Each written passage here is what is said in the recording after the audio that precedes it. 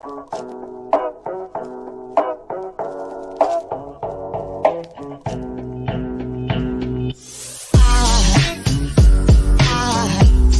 goes a sight from my soul.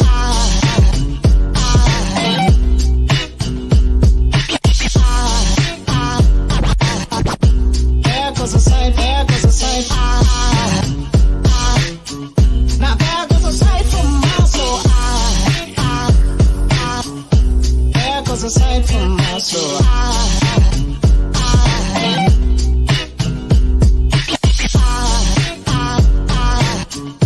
There goes a sight, there goes a sight. There goes a sight from my soul. I think it's all angels just walk by. I think it's all angels just walk by. I think it's all angels just walk by. I think it's all angels just walk by.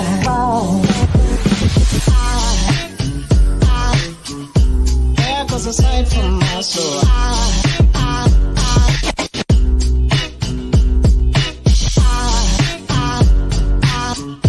There goes a sight, there goes a sight. Now there goes a sight from my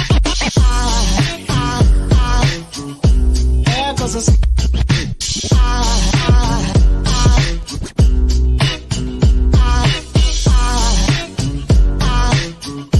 There goes a sight, there goes a sight. Now there goes a sight from my soul. One, two, three, jump!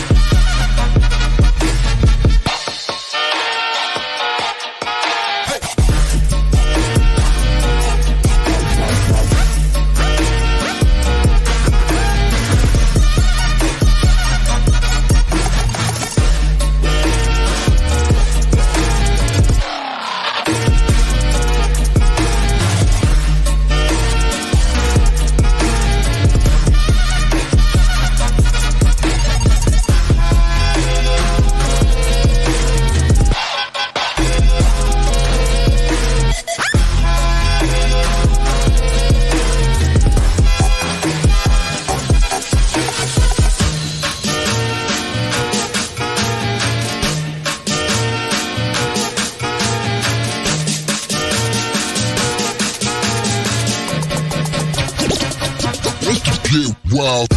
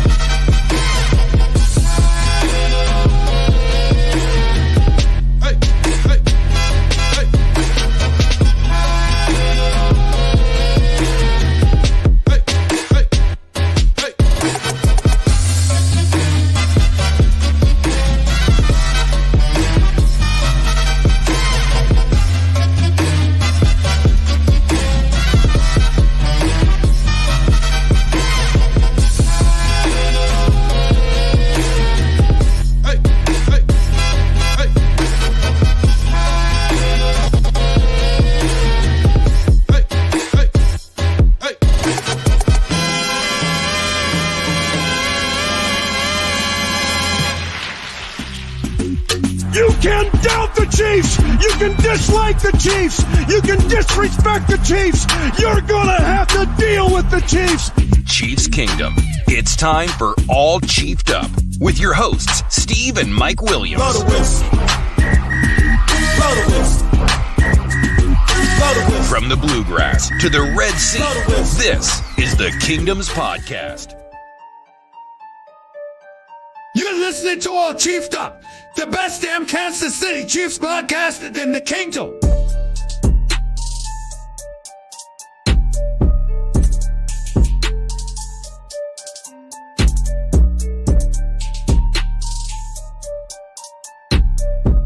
Chiefs Kingdom. What's up, baby? No Gray here, tight end for your Kansas City Chiefs. You're listening to All Chiefed Up with Mike and Steve Williams. What's happening, Chiefs Kingdom? What's Welcome up, to our guys? live What's up? stream. We got a good one for you today. Ryan Tracy from RGR is going to be here in just a little while, so we can do a little 3-round mock draft. Mike, what's going on with the news today? I ain't really looked at anything. Not too much. We heard that there's going to be a concert by Travis Kelce taking place I think it's the Saturday or the Friday night of the draft. Is it called Kelce Jam? Is that what it was called? I saw something about it. I didn't see a whole lot. I did see Machine Gun Kelly is going to be there. I don't remember who else was on the bill, but Tech man, is Nine. that not straight Travis Kelce though? Like Hey, he's a it's mogul great. now. It's great. He's starting to look more and more like Gronk these days with all of his ventures. Let's hope that he doesn't start to like all the fame outside the football world and retire early. I don't want that.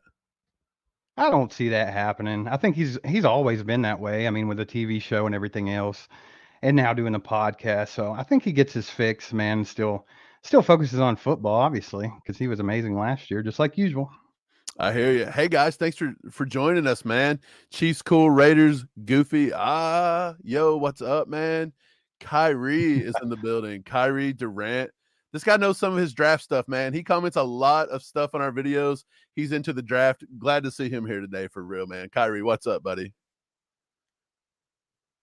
Yeah, what's going on, Kyrie? Yeah, so one thing that we had talked about earlier, it's not really being talked about a whole lot amongst Chiefs Kingdom, but no one has signed Frank Clark yet. Like, what's up with this guy? Like, obviously, we couldn't pay him what we owed him this year, and that's why we had to cut him. Do you think it's a possibility that he ends up back with Kansas City on like a team friendly deal? Dude, I was talking about this yesterday with Pops. I went over to the house and he's like, why is Frank Clark not being signed? Here's why I think Frank Clark. Frank Clark wants that defensive end edge rusher one money. And to be honest, he got that here. He got it, and he did not live up to an edge rusher one. He was not a premier edge rusher in this league. He was serviceable in times that it actually counted in the playoffs. I think Frank showed up, but he had a lot of issues, and he just was not worth what we were paying him. We seen the restructure last year. He stayed in for an extra year. I just don't think he's getting the amount of looks he probably wants on the free agent market. But if Brett Veach wants to bring him back for a year and he wants to come back, I'd be fine with it, man. I think Frank in a rotation is great. Playoff Frank. The shark smells the blood, dude, and I like him, and I think I would like to see that. Then again, he may not want to come back to KC. He really liked it here, but maybe he's had a little time. He wants to separate, you know. You don't know where any of their heads are at, but I would be happy to take Frank Clark back on a one-year deal. Yeah, it really just depends on what he's thinking, I suppose. But man, I was impressed with Frank Clark last year, to be honest. I mean, he didn't do anything crazy stat wise. He was his usual self in the playoffs, so that was good. It's always good to have him in the playoffs, of course. But I just like the fact that he like readjusted his entire attitude last year. He came in with a whole different view. I know he got in some trouble in the off season, so that was looming over his head and everything. But he ended up losing some weight. He got in shape. He got faster, and then he came in with a different mindset, and he was being a leader, man. I mean, he helped George Karlaftis a ton. We saw that starting all the way back in camp when we were there at camp. He worked with them on the side all day, basically. Like anytime they were down, he was over there with George working on stuff. And I think that you can attribute a lot of, George's rookie success to Frank Clark for all the extra work he put in with him. So I would be cool with Frank Clark coming back here for another year, man. If we could get him for the right price, obviously. Yeah, I hear you. Jay, Kelsey, how are you boys doing today? We are doing good, man. I went out and had a few wings and some cheese fries earlier. So I got the belly full. I'm ready to spend some time with you guys talking draft. Almost didn't make it back in time, Steve. I got caught in a traffic jam. There was a bad car wreck I had to pass, and I ended up waiting in traffic for like 45 minutes. So prayers to those people involved for sure. Let's see. We got one here from Vendale Malone. What's up, Kentucky Bluegrass homies? What's up, Vendale? What part of Nice. Kentucky you live in, man? Kentucky, the Bluegrass homies. Hey, Man, I didn't have an exciting day like you. I kind of just sit around working today. I made a short that'll be dropping tonight at 9 o'clock. I made that, and other than that, I've just been, hanging out and working on some things here and there. I'm getting really intrigued with this AI stuff, man. So I've been looking into a lot of that, and so how we can use it. yeah. So. AI is starting to get scary, guys. Like for real. You start digging into it and it's really weird. I read a thing yesterday. It said the AI could not figure something out. So the AI machine bot went to Fiverr, paid somebody $5 and let them figure it out for him. So they're starting to pay humans to figure out. This is insane. I don't even know. SA Flip 969 says it would be sick to have Clark back. We will find out once it gets closer to the fall season. The longer he stays a free agent, the cheaper he will be. That is true. And Yeah. so Kyrie, Steve, you want to answer this one? Would Frank, for a 2-year, $22 million deal contract, would you take him back for that? Man, I mean, that's way better than what we were going to have to pay him, obviously. So it's a huge pay cut. I think if they bring back Frank, even on a team-friendly deal, it's going to be a 1-year thing. But if you just split that and say we could get him for $11 million for next year, if they can get Chris Jones restructured and free up some money, it would probably make that look a lot more enticing. Right now, it's kind of a question because there's some holes to fill and cap space. I'm not sure what the cap space is right now. I don't know if you have that, Mike, but I'm not real sure where we're at with that. But yeah, I mean, personally, yeah, for 1 year for 11 million, I would consider it. But like I said, we would just have to have the money available because we have a lot of holes to plug up on this roster. So I think Veach is looking at a lot of different things. Yeah, for sure. I think Veach, he's got his work cut out for him here. Chiefs Kingdom's been on him, man. He's not made that wide receiver deal. Again, I don't think he's going to make one. Let's be honest. Let's look at it objectively here. OBJ is asking for way too much money. You're not going to get it. He's not going to get it. OBJ has decided he wants to take a year off, I guess, because he ain't getting that money. I think it was reported that somebody actually offered him money the other day. I don't remember what team it was. But he hasn't. Oh, it was the Ravens. But I don't think he's going to take it. We'll see. It might be the only thing he gets. I think the Ravens offered OBJ. I think so. I think I seen news yesterday where the Ravens offered him something. He didn't disclose how much it was. I didn't hear about that. He could also be blowing smoke, trying to get teams to be interested. Probably. But yeah. And then when it comes to Hopkins, man, it looks like this is out because the Cardinals are not going to move. They want a first or second rounder, and he's just not going to get that, man. Hopkins is not worth no more than maybe a third, fourth, fifth. If one of our 2 4th-round picks, or maybe even our third, if they would take him for that, I'd love to see it. I would do that in a heartbeat. I think that's a good value. You can get him to restructure for a few years. And then again, we've talked about Brandon Ayuk. He's not worth a first-round pick. I don't see Brett Veach doing that. I don't really think Michael Pittman's on the block. We talked about that last week. I don't really think he's on the block. So I feel like Brett Veach is going to go to the draft, Steve, and it was shown in a top 30 visit. They're bringing in Quentin Johnston. What do you like Quentin Johnston, Steve? I'm just going to ask you, do you like him? Yeah, I mean he's a fine receiver, but he's very streaky. Like when you see him at his high, like he's amazing. He's got like a great skill set, like an elite skill set sometimes. But he disappears a lot. Like it's very hit or miss with him. He's not like the most consistent in the world. So I don't know. I mean, I don't think that we should just trade up and get Quentin Johnson because he's the greatest receiver ever. Some people think that's the key to fixing everything. I don't necessarily see that myself. I think you could probably sit at 31 and get a receiver just as good, probably maybe not right this second, but somebody that can be that good in the NFL. Yeah. So, hey, guys, thanks for coming in. Let us know you're here. Get in the chat. Talk to us a little bit. We got Ryan Tracy. He's coming on. He'll be here shortly. He's in some meetings. He's busy right now. He's going to try to pop in here in probably about 15 or so minutes. Honestly, how bad will you two miss Orlando Brown? Man, we're not going to miss him. That's the thing. Like, unless stuff goes bad. I mean, we've always, kind of had his back throughout the season and even right after the season when all the free agency stuff was going on. But it's from more of a standpoint of we know what we got with OBJ. Like we know what we had with Orlando Brown. Yeah, speed rushers are going to beat him every now and then, but for the most part, he's going to do his job and he's a great run blocker. So we were like, well, you know what you got? You won a Super Bowl with this guy. So why are you going out and taking another risk? Because right now with Jawan Taylor, flipping him over to the left side, granted, he's supposedly a better pass blocker than Orlando Brown Jr., but I mean, he's still a right tackle and it's still like a prospect kind of thing. Like, oh, we're going to see if we can get him over left tackle and see how that works out. So to us, it just kind of set us back a couple of years. The same thing. It's kind of the same scenario.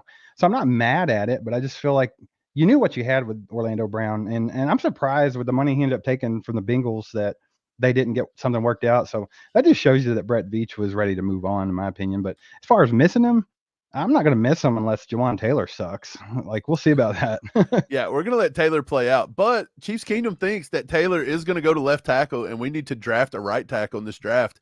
I want to say Chiefs Wire threw up something. Charles Goldman, a poll asking Chiefs Kingdom what the biggest need was in the draft, and actually wide receiver and defensive end and offensive tackle were all at the very top. But I think offensive tackle had edged everybody out. So people's wanting to see a tackle. And look, guys, where we're sitting at 31, you may be able to get a Darnell Wright, but word on the street is a lot of NFL teams are valuing Darnell Wright. He's a nasty run blocker at the right side. He may not be there at 31. So you may see Veach have to trade up just to get Darnell Wright. And I think that probably knocks, Broderick Jones right out of the conversation. Peter Skoronsky, again, he has tiny little dinosaur arms. This boy is out here blocking like this. Like, it's just not happening. They may move him inside to guard. So Paris Johnson, you're probably not going to get your hands on. You're going to sniff Paris Johnson. I like Paris Johnson. Though. I think he's the most athletic, tackle. But Brian Parrott says he's fashionably late. It's nice for you to show up. Yeah, for sure. Nice to see you, Brian. But yeah, DeJuan Jones. A lot of people are throwing out DeJuan Jones. Do you know his comp? A lot of people are comping him to Orlando Brown Jr. DeJuan Jones might be the most massive human to ever come out. He's almost 400 pounds, Steve. This guy is a huge. monster. Like, I don't think there's anything to this, but when I look at a guy like that, I'm just like, his knees have to be blown out already. Like, he's so huge. It's just like, how's his knees even holding up right now? Right. Emery 77 says Orlando Brown was a big blow the past 2 seasons. Been rough for us when we've been losing a lot of our good guys, but still prevailed and stayed on top. Yeah, it's true. I mean, the Chiefs have been able to kind of let people walk and get new talent and stuff because the core base is still there. I mean, anytime you have Andy Reid, you got Steve Spagnuolo, you got Brett Veach bringing in some talent, and you got Patrick Mahomes on your team. You can move pieces around and make it work for you and still be successful. So, I mean, no one's bigger than the Chiefs. So, the only person right now that if they left the team that you would have a meltdown about, in my opinion, would be Patrick Mahomes. Everybody else you can work it out. Steve, don't utter Chris the Jones. words. Chris Jones would be the next thing to that, which we've got to get him extended because I mean he's a game changer. So I mean, yeah, that's what I see from it. Yeah, I totally agree. Don't ever utter the words Patrick Mahomes leaving Chiefs Kingdom. I don't even want to put that out there in the universe. But yeah, guys, let us know you're here. Give us a like on the like button. I don't know what it's at. We don't really see a current tick up, but I just got a message from Ryan, and he said he will not even jump on the stream until we hit 30 likes. So if you guys do not hit the like button and get it up to 30, Ryan just may sit there eating a ham sandwich and not even come in. So let's hope that doesn't happen. Possibility. Boats and Hose, you're late, but it's okay. You haven't missed anything. Ryan's going to be here in like 13 minutes. Yeah, so we'll see. Let's bring this one up. John Lehman, what do you feel is the worst free agent signing this year? Do you want the entire league, John, or are you just talking about the Chiefs? I'll think probably you're referring to the league, but we'll keep it Chiefs related. Steve, worst free agent signing for the Chiefs so far, I would think is this may tick some people off. But what are you going to say? If you looked at all of the signings, I still think we overpaid a little bit for Jawan Taylor. I think I don't think it's a good I don't think he's the worst player. He's not the worst player. He's Right. not the worst player we've signed. Let's get that straight. But year one contract is it's good, but after that, he's owed $60 million guaranteed. And if you look at it, and according to right tackles, he's the highest paid right tackle, and he's only $0.2 million, 0.2, so like $200,000 off of Lane Johnson numbers. Lane Johnson is one of the top left tackles in football, and we're paying him that's crazy, the same amount this year. So it surprised me. Like when I saw that signing, I was just like, Jawan Taylor, cool, good, decent tackle. And then I saw like the contract. I was like, what? 60 million guaranteed? It just blew my mind. Which when you see the breakdown, like you said, it's a good first year and things like that. But man, it just really blew my mind there. Angry drunken German. If he's a right tackle, we overpaid. He's not at left. That's true if he turns out to be a really good left tackle. So, I mean, he's still, if you look at the pay, like Mike was saying, Lane Johnson only makes $0.2 million more than this guy. So he better be a really good left tackle. Yeah, I don't know how that contract breaks down. That was a graphic that one of the big ESPN or somebody had made. This year, of course, I think Jawan Taylor's only playing for, pennies, basically. It's a good contract this year, but I think somehow it worked out to be $20 million per year, 20.2 for Lane Johnson. So it was close. What's up, Doug? What's going on, buddy? Nice to see you back. You were here last week. Doug was here last week helping us out with the mock draft. He's the man. Yeah, good Let's time. see. Y'all missed that one. That was a good one. For sure. Okay, Kyrie says, what's your opinion on Keon White, Derek Hall, and Foskey? If you want to save that for later, I get it, but I'm curious. We'll probably talk about them early or later, rather. I'm sorry, not earlier. We'll talk about them with Ryan. But initially, I think Keon White was projected as a top 10, top 5 pick, and I think he is falling. He's sinking like a stone. He is sort of reminding me of the George Karlaftis of this year, so it's a good possibility he could probably be there when we pick at 31. Derek Hall, he's a second-round guy. I think he's a second-round guy. I actually comped Derek Hall to Frank Clark. I think he's got a lot of Frank Clark similarities. And Isaiah Foskey from Notre Dame. We like Isaiah Foskey here. We think he's good. He's also probably a second, early third-round pick. I think Foskey has a little bit more size, prototypical to what Spags looks for than Derek Hall. But I think Keon White in general, if he can rush the passer from the outside, I think Keon White, if he can prove he can do that, he's a Spags guy too. So I think out of those three, I think Derek Hall's the outlier there for what Spags probably wants. Wouldn't you agree, Steve? Yeah, I think you're right on that. We're going to get to as many comments as we can today on this live stream. So if we miss yours, sorry, but we're going to try to get them. We will, go ahead and say any super thanks out there. We will make sure that we cover every last one of those because when Ryan gets in, we're going to be doing the draft, a lot more talking. So it might be kind of hard to catch them all. But if you super thanks, we're definitely going to make sure we get yours like 100%. And then there's a little scrolly thing at the bottom. It says if you want to support the channel, there's ways to do it. Man, we do this. We put a lot of work into this. So any kind of help supporting the channel, we appreciate it a lot. Let's see what else we got here. Boats and Hose.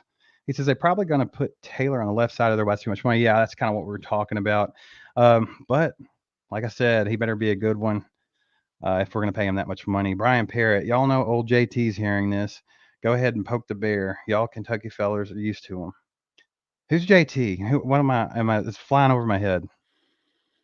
I'm missing out. Mike, help me. Is it Jawan Taylor? Oh, Jawan Taylor. Yeah. If he's hearing this, I'm going to tell him right now. Look, Jawan, we're rooting you on, man. We know you're a good tackle. We're not sure about you on the left side just yet, but you're going to prove us wrong, correct? And you're going to earn every penny that Brett Beach, pulled out of his little pocketbook. Hopefully, he didn't have, caviar taste with a baloney pocketbook there. Hey, that's possible. Okay, Angry Drunken German is back, and he says, I'm hoping Bijan Robinson falls so heads explode. Steve is actually a huge fan of Bijan Robinson. He thinks that if Bijan falls to the end of the first, we will pull the trigger on him because the value's too good, and we'll get that fifth-year option. And, of course, we all know Clyde's probably out. So, well, to be honest, I wouldn't be opposed to it. Any player that falls that hard with that much talent, like Bijan Robinson, I'm not saying he's going to be like the greatest running back ever, but he has the potential. Like you haven't seen anything like him coming out of the draft since Saquon Barkley. So it's like, if you have the value, if he's sitting there when we're picking at 31, it's hard to pass him up because I mean, we have holes we need to fill in the roster. Yes, we need offensive tackle. We need help on the defensive line. But there are plenty of guys out there in the second round, and the third round, and the fourth round that can plug those holes as well. So if you're looking at somebody like Bijan Robinson sitting there at 31, it's hard to pass on that. And in my opinion, I don't think Brett Veach and them would, because I think he would be. Can you imagine him and Pacheco in the running game? And if we can get Jerick McKinnon back, that's just solid, dude. Well, here's the thing. Bijan Robinson's good, but we have a franchise running back there, with none other than Isaiah Pacheco right behind me. Shout out Rutgers. Yeah. How do you get these guys to integrate into the offense together? Because we know Andy does not like to run the ball. Pacheco even, he don't even sniff 15 carries a game sometime. So for me, I would be like, well, how are we going to use this guy and implement him? He can catch the ball in the backfield. I don't think he seamlessly steps into a Jerick McKinnon role. So again, I don't know, man. I wouldn't be opposed to it, I guess. We'll go to James Kirk. He asked, how good will Will Levis be in the National Football League? Well, He's a Kentucky you came guy. to the right place. You came to the Right. right place because we watched him play all of his college ball. We're in Kentucky. We're obviously UK guys when it comes to college sports. Will Levis, man, all the potential in the world. If you just look at the measurables and you look at how strong he is, how fast he is, how much arm strength he has, it's unbelievable. So you can see why he gets the comp to Josh Allen and stuff like that. I mean, I understand it, but I might be speaking for both of us here, but I'm not sure, Mike. Correct me if I'm wrong, but I feel like Will Levis. I'm not saying he's not a smart guy. He's definitely a smart guy, but I feel like his decision making was questionable in games, and I also feel like he sometimes he would get stuck in a kind of a run first mentality. He didn't hit his open receivers and things like that. And my biggest thing with Will Levis, man, is he he's not one of those guys that just shine when the lights are on. Like when there's the pressure on, like these guys like Mahomes and people like that, or even Josh Allen, them like I don't want to call Josh Allen clutch because of his playoff performances, but I mean, well, Levis don't have it. Like if it comes down to Levis and he's got to take over and win the game, I've yet to see it from him. That's my knock on Will Levis. So do I think he'll be good in the league? Yeah, I think he'll be a fine quarterback. I don't Well, think he's going to be some kind of elite quarterback up there in the midst of Mahomes and Allen and all these guys. I just don't. Well, this is what I'll say about Will Levis, and then we'll move on. Obviously, Will Levis isn't a guy coming to the Chiefs, but Will Levis played in a pro-style offense at Kentucky. He's used to the play action. He stands tall in the pocket. He's got a hell of an arm. He's good, but at the same time, when you go back and watch his tape, it was atrocious to go back and watch the tape because his offensive line was non-existent. So he really didn't have a chance this year. If you go back and look at last year's tape, he looked a lot better. I think Will Levis in the right situation will be good. But I think all these quarterbacks, they're situational. I think the best one, and this might get some flack, the best one is Bryce Young by far. I think he's a first-round talent, and I think the rest of them are mid-first. And to be honest, after him, I'd almost overlook C.J. Stroud and move on to Anthony Richardson from Florida on the pure upside of what he could bring. I think Anthony Richardson in the right offense could have a fast rushing attack. And I'm going to throw something out here. If the Ravens do not re-sign Lamar Jackson, they may trade up to take Anthony Richardson. That would be insane because that would be a seamless fill-in. But we'll go on. Jay Kelsey says, I hope Nolan falls. Nolan Smith, edge rusher.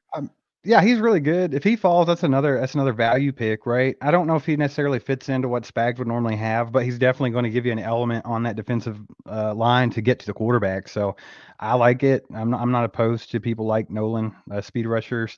Bosun Host, thanks for the $1.99. We appreciate that. Like I said earlier, it helped us out tremendously. So anybody that wants to super chat, if that's something you want to do, go for it. And all the comments, even when Ryan gets in, that are super chats, we'll make sure we get 100% of them. Doug says he had a buddy say, watch Super Bowl 55, and after watching it again, I want an offensive tackle in the draft to protect prime Patrick Mahomes, period. This is true. A lot of people, they were down on Orlando Brown Jr., and then, of course, they talked trash on Wiley all year as well. That's something we spent a lot of time doing during the season was like, hey, give this offensive line time to gel and get together. They're getting better and better, and they're going to be a top 5 offensive line, which they were. They had their struggles, but they got it together. So people are so down on them, though. They're so happy to go ahead and let Orlando Brown walk and to come in and try the Jawan Taylor experiment and things like that. So soon they forget, man, that we lost a Super Bowl because our offensive line didn't have their house in order. Obviously, there were injuries that caused that, but I mean, that just shows you what can happen if things aren't straight there. And I feel like we just come off winning a Super Bowl with the offensive line we had. They were one of the top 5 in the league last year, maybe top 3. So yeah, I felt comfortable with those guys, and now you're kind of back to scratching your head, like, let's see how this one turns out. Kyrie Durant, I really like White. I just don't love how old of a rookie he'll be. Man, there's a couple people in the draft that are that way in different positions. White, we talked about before with Tank Dell, the receiver. He's going to be 25. Some guy that we actually had the Chiefs taken in our first mock. Scott, the safety from California, same deal. There's a lot of older guys. But if we did pick him up at 31, we could get his 5th year. Well, you know who else? 31. Will McDonald, defensive end. They keep mock drafting us. That kid turns 25 as well. Will McDonald, I don't think is somebody that fits in the Chiefs system very much. We'll probably talk about that with Ryan a little bit. But Yeah, can you imagine seeing Levis with the Raiders? Yeah, James, that's probably, I mean, I would think that's his floor. Levis may get somewhere around that. If Levis falls after 10 to 15, you're going to see a team like the Bucks probably come up and take Levis. I honestly believe that. I don't think he falls no further than that. Jan, thanks for the $9.99. We appreciate that. Jan is awesome. Jan has supported our channel for weeks and months. She's awesome. I'm sure since we started, man. Right. I'm sure that's hard-earned money. I mean, this is a tight economy we're living in, and she throws us her thanks all the time, and it helps us to go, man. Because like Steve said, we're 40 hours work week, and then we put in probably double that on this channel, and sometimes the algorithm will bury it. So we'll work for 20 hours on a 1 minute short, and it won't show the short to anyone. So congrats. Thank you, YouTube. You're awesome for that. Let me see. Oh, it looks like Ryan is here, people. Everybody give Ryan a thumbs up. He's getting ready to come into the chat. It's about to be going. I'm gonna go ahead and add him in. Let's add him in. Like I said, we'll try to get to as many comments as we can. Yeah, everybody say hi to Ryan when he gets here. Ryan, what's up, buddy? What's going on, man? What's up? How y'all doing? Good. How are you, bud? I'm dragging ass like always, but I'm getting there. Yeah, we told him you wasn't coming in until they got us to at least 30 to 50 likes because you're just going to take a break and eat a ham sandwich. But rock and roll. He's here. Hey, man, we're sitting amongst a legend in Chiefs Kingdom. Like we've been watching Ryan for years, man. We love RGR. Since we were kids, bro. I don't know. No, we don't want to make you feel like that, bro. That's all right. I got kids. For the like one person in this chat that don't know you, man, go ahead and let them know what you're all about. I would do it for you, but there's so much I can't keep up with it. We actually made a joke about that in our Halloween episode because you just have your hand in everything, man, and you just very prolific. Dude, so people thought we were starting beef, and I'm like, no beef. No. It's all out of love and respect. For no, that was funny too, because honestly, when I get on a roll, it's like, what did I forget? Because dude, go ahead, let them know what you're about, bud. Yeah, man. I basically, I'm about ball. I grew up in and around the game my whole life. I'm a Navy brat, so I kind of lived all over the country. I seen it on both coasts in the middle. Went to college and lived about 10 years in Kansas City. I'm a KU guy. Walked on there, never played, turned into a coach, ended up being a GA out there. So got my hands dirty at NCAAs, and I interned for a couple of NFL teams and just kind of spun it from there. And then I got a job in a whole different industry, and I just always did this stuff for myself because I'm, just like that. Right. And we're glad you did it. Thanks. I appreciate it. We're glad. Daniel, also from RGR. He's involved with the military. Yeah, he was military, right? Yeah, he served. Yeah. I'm just a brat, so I don't count. Gotcha. Oh, okay. Right. Well, you got way more football experience than we do. We played in high school, and I got the opportunity to walk on at Western Kentucky, and I decided to play music instead. So looking back, probably not a good choice. But I play music too. I love that. Why not? Do what you do. Hey, right. We toured in a punk band for 10 years. We had some time, so I mean, dude. Good stories because put a price on memories there. Yeah, my only story at Western would have been riding the bench and probably getting destroyed every other play. So probably not a good thing. But man, if you want to, let's jump in. We're gonna do a 3-round mock with Ryan. We were initially gonna do some player rankings, but we thought, Ryan's only got limited time. Let's just do a 3-round mock and let's just pick each other's brains a little bit. So cool. Let's see if this works. Can everybody see everything properly? Let us know in the chat. Ryan, can you see everything? Yeah, I got the top here. Whose system is this? I can't remember. Okay, so we're on walkthemock.com. They actually, we partnered with them. If you guys want to draft on walkthemock.com, it's super cheap. You can do yearly, you can do monthly, you can draft for free. Use code ACU, and you get 50% off your first year or your first month, whichever one. And it's pretty cool because it lets you do your own draft board. So we got our own top 200 draft rankings, and we've plugged them in today. So that's what we're going to be rolling with.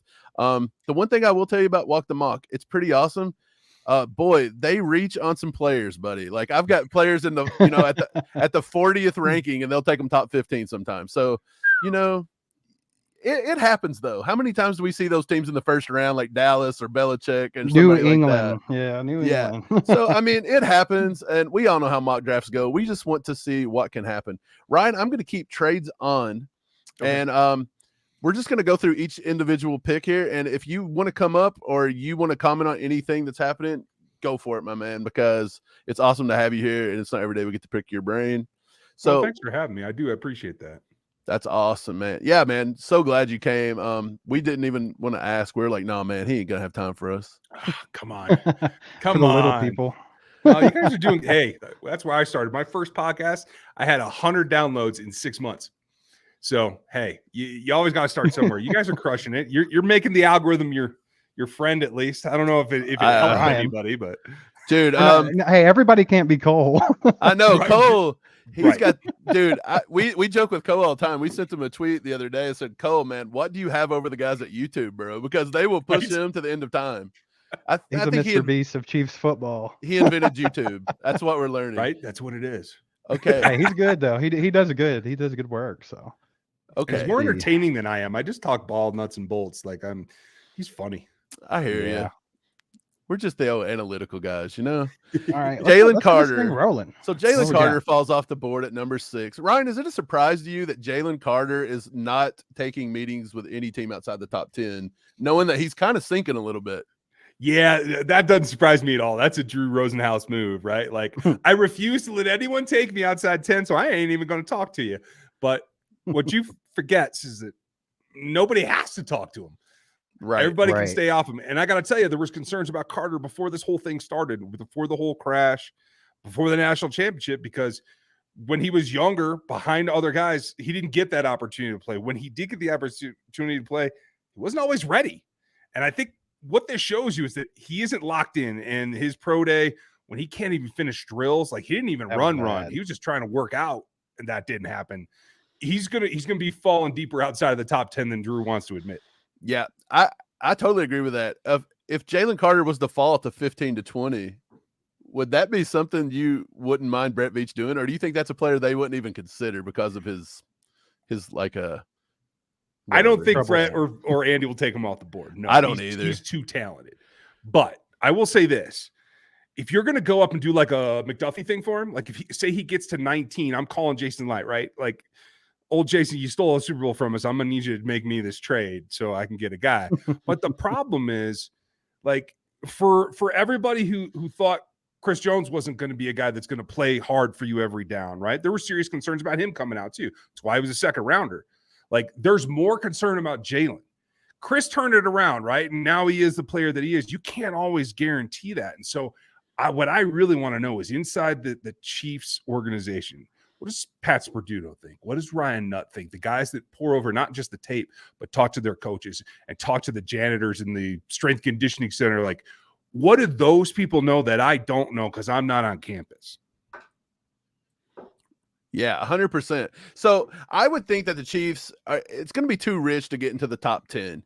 But I firmly believe that if you want to get one of those top 3 tackles, you've got to get to the top 15 probably. Are you in agreement with that? Yeah, I've seen a few mocks get to like 16, 18. That's about it, though. But I agree. And here's the thing. If your number one job in life is to protect Patrick Mahomes, then why not? Oh, yes. 100%. So in this draft, dude, it is tackle heavy. You have Skoronski off the board at 7 to the Raiders.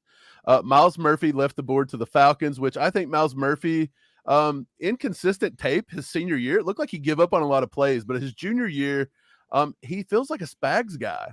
But they took him off the board at top 10. I think that's a little surprising. I think Miles Murphy's declining just a little bit. Bijan in the top 10. Paris Johnson goes at 11. Pretty good. Josh Downs at 12 is way high. Let's just be honest. Darnell Wright feels high at 13 as well. Would you not agree with that one? Yeah, I do think that Darnell's a first round guy. He's the 4th tackle on my board. But 13, I mean, Broderick didn't go, right? Paris is still on the board, right? He's not Crazy. Paris has left the board, has he not? Did he? I didn't think he did. Yeah, Number yeah, he 11. did. Okay. So hey, if you're a guy who wants somebody that looks like Orlando Brown but can move better, Darnell's your guy, right? He's got a little bit of experience on both sides. He can give you that aspect. I still have Broderick well above him because I have Broderick number 1, but You know, if he's your guy, Jets, go get him. You got to protect that old man that's coming in to be your QB. So if Broderick Jones is on the board right here at 14, is that something you would look up? Do you think Brett Veach goes 14, 15? Oh, yeah. I think you have to beat Pittsburgh here. Yeah, I agree. And here's the thing is when you talk about relativity, right? So 31 to 14 is what, 17 spots? Mm-hmm. Chiefs went from 27 to 10 or 11 to get Pat, right? So like it's similar jump, but it's not all the way that same level. So the cost is going to be probably a second. That's a little rich for me, given that I feel like they feel right now they're squared away, and maybe they have more faith in Lucas Niang than I do. Right. But you never know. Oh, you're going to put it together, huh? Dude, well, I'm just taking a look, and I'm offering the first round pick, second round pick, and third round pick, and they don't even touch it. So it's not going to happen. We're not ever trading that. So, okay, we'll see if he falls a little bit more. So Christian Gonzalez comes off the board, Jackson Smith and Jig, but Will Levis is still sitting here. I would be hard-pressed to think Tampa Bay probably wouldn't jump. Devin Witherspoon, DeJuan Jones now comes off the board. What is the deal with this? Hey, they're not on your guy at tackle here, Ryan. I don't know what the deal is. Rock and roll. Let's hope this happens. Hey, yeah. We got him to fall to us in one mock draft. Remember? We took him at 31. Yes, it was our insane. last pick. It did. Okay, so Will Levis finally goes to the Lions. Anyudike Uzoma's off the board now. I guess they cried about Will Levis going. Kalijah Kancey, that to me that feels a little early for Kalijah Kancey because of his size, but I do get the point that he's a great athlete, and I believe you could probably line him up on the edge and he could probably get to the quarterback, to be honest. Yeah, I mean that's a different skill set. Him, Tommy, Carl Brooks, right? They're all options there, penetrators and get into the gaps. Do you use a top 20 pick on that? Because I don't. I don't think so. No. Pete's Pete, though, right? So who knows? Right. So Broderick Jones just left the board to the Chargers of all teams. We're not big tackles. Yeah, not big Charger guys here. To be honest though, it's looking like we may be able to snag the kid from Oklahoma here, the Anton Harrison. I kind of like Anton Harrison. I think Anton Harrison's like my number 5, I believe. Check out this comment from Mine Nick. as well. The Raiders owner chooses to have that hairstyle. I can't imagine him making a good decision about anything in life. Bro, hey, no truer words have ever been spoken. So he's going to take Will Levis. Well, I tell you, at this point, there's nobody on the board. Quentin Johnston's on the board. Would you consider moving up to 25 to get Quentin Johnston? Yeah, that's within striking distance. I have a first round grade on him, and he's a guy that I think not only is the team like, but he gives you MVS plus, in my opinion. Right. Like, I don't think he runs as clean routes even as MVS, but he has that ability to get over the top and have some yak, which I think that's what we notice MVS doesn't really bring you, right? So what's the cost to move up there?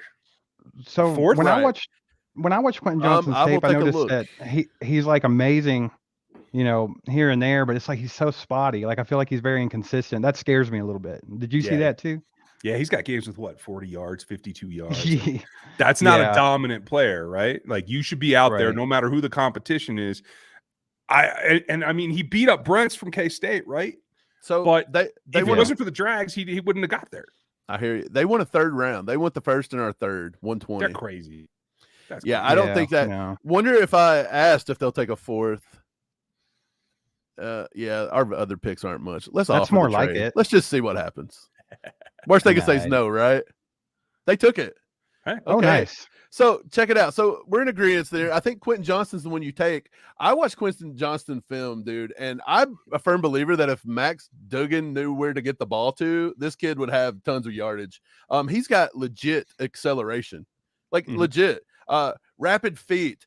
Press coverage against him is going to be difficult. I actually comped him, and you may think I'm crazy as hell for this, but I comped him to if he could be a student of the game and continue to get better, because to me, he doesn't play as physical as he needs to play at that size. I feel like he plays with the same physicality as like Josh Downs half the time. But if he could get more physical, I think Andre Johnson, somewhere in that range, is what I think with Quentin Johnson. I don't know if that's a tough one. or the shoulders to shield off like that. And I don't know if you're like, I don't know if that comment means more about Johnson or means more about Josh Downs, because there's a nice beat in the middle there. You know what I mean? Yeah. But yeah, the physicality, if he could add that to his game, it'd be better. But at the end of the day, he's got an issue with drops. He's got an issue with making sure that he can not just get to a point and use his athleticism, but actually separate from the defender by stemming a little better, by keeping it a little bit more to himself. He's got to use the sideline better. He's got a long way to go. He is still raw, but it's raw like DK Metcalf type athleticism. So you take the chance, right? Right. And so here, okay, look, we decided to go up, for Quentin Johnston. If that were really you, would you have done that? Or you'd have taken a shot on sitting there, not losing a pick and taking Anton Harrison? Because technically our tackle is going to get a little bit thin after this. I think there's a big jump between Anton Harrison and even Matthew Bergeron from Syracuse. Agreed. I'm not a big fan of Bergeron. I think he holds too much. Like he's a holder. Yeah, he also doesn't link his hips and his shoulders very well. His shoulders are dragging behind his lateral movement a lot, and that's a problem. Gets him into those hold situations. I personally would have stayed put just because I don't care as much about receivers as I do about tackles. I need Mahomes upright in one piece, no toes, no ankles, no issues. That's what I need. I hear you. And yeah, back to Bergeron. I actually comped him to Bob Huggins, the coach of West Virginia. Because I call him Huggy Bear. That dude, he's got to get it going. Rashee Rice come off the board here in the second round, pick 8, and to me that's insane. I do not see Rashee Rice being a second round pick. Are you in agreement with that, or am I crazy? I think we have him, and Dan Harms has done more of the receivers than I have. I didn't actually do Rice myself. He's got him down a little bit lower than that, and I liked him even less than that. So I've got him at the bottom of the second, mid-third range kind of place. I felt like he's fast, but when you watch his film, he does not play fast. That's what I see. And he doesn't capitalize on it enough. You know? If you have that, use it to its extent and be dominant. Show me one way you're dominant, and then I can maybe get behind it in the top 45, but not yet. Yeah, because he don't have enough consistency. Receiver is a position that if you're inconsistent, you can get away with it. Like if you're inconsistent as a tackle or an offensive lineman, I'm not going to even look at you. Receiver, you can get away with it to a certain extent, but he just, I don't know, something about him. I just don't feel like he's a first, second round pick. I got him like mid-third. But we're moving down the board here. We're talking about crazy stuff. I have a question for you guys though.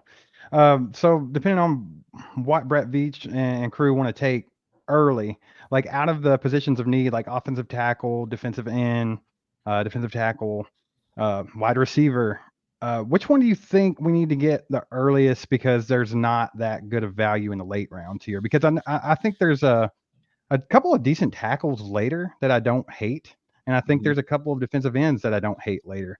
But wide receiver, it's deeper than I think people are saying it is, because I see some guys in the third, fourth round range that I like.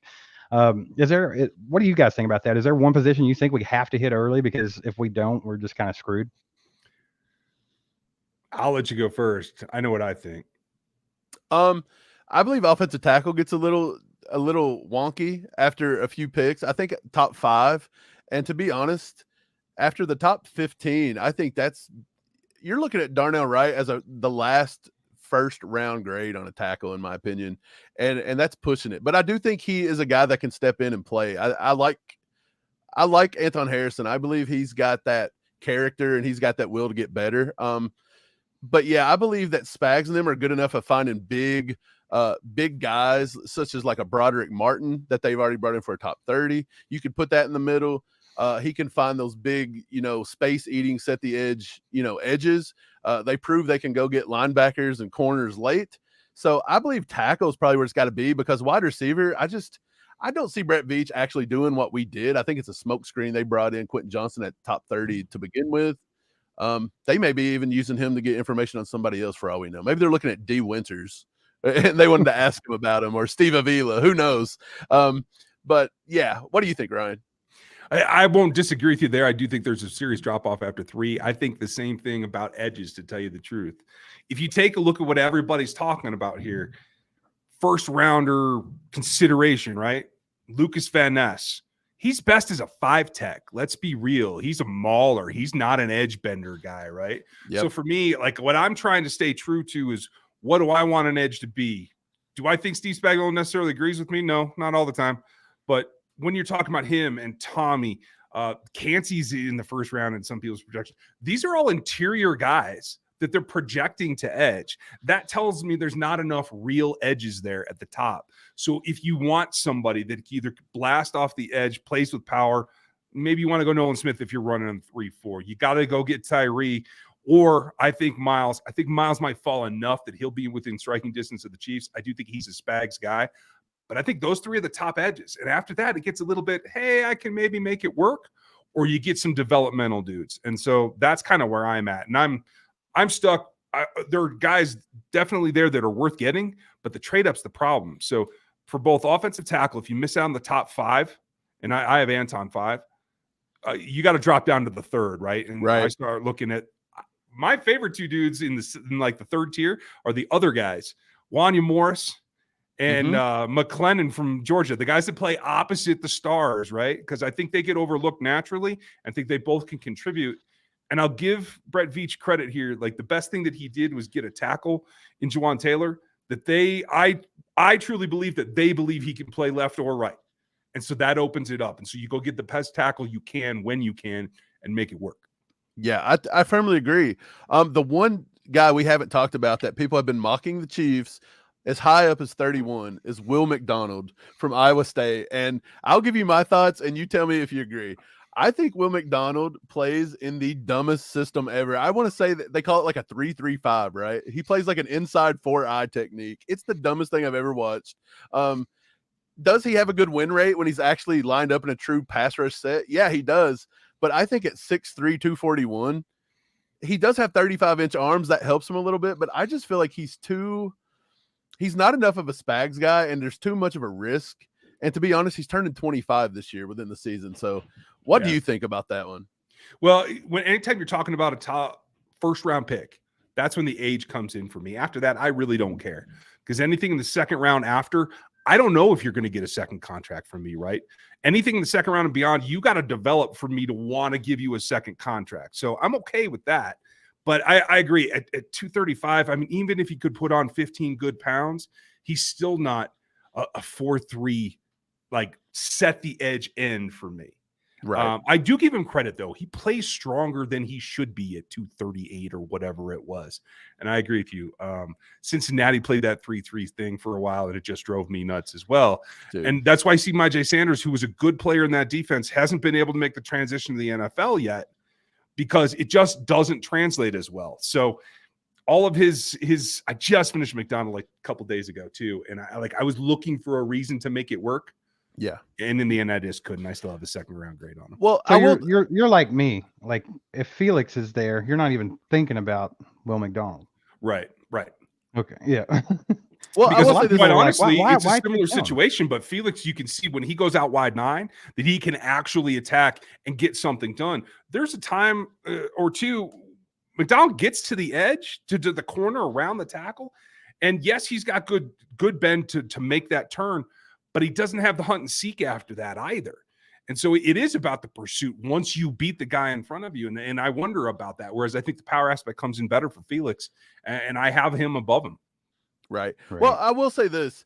Will McDonald, in true pass rush sets, he wins 48% of his time. According to, I don't know who did that, PFF maybe, but they said he ranks second in all of Power 5 pass rushers in win rate. So, I mean, could he do it on a consistent basis? I don't know, but I think he's got to add some weight.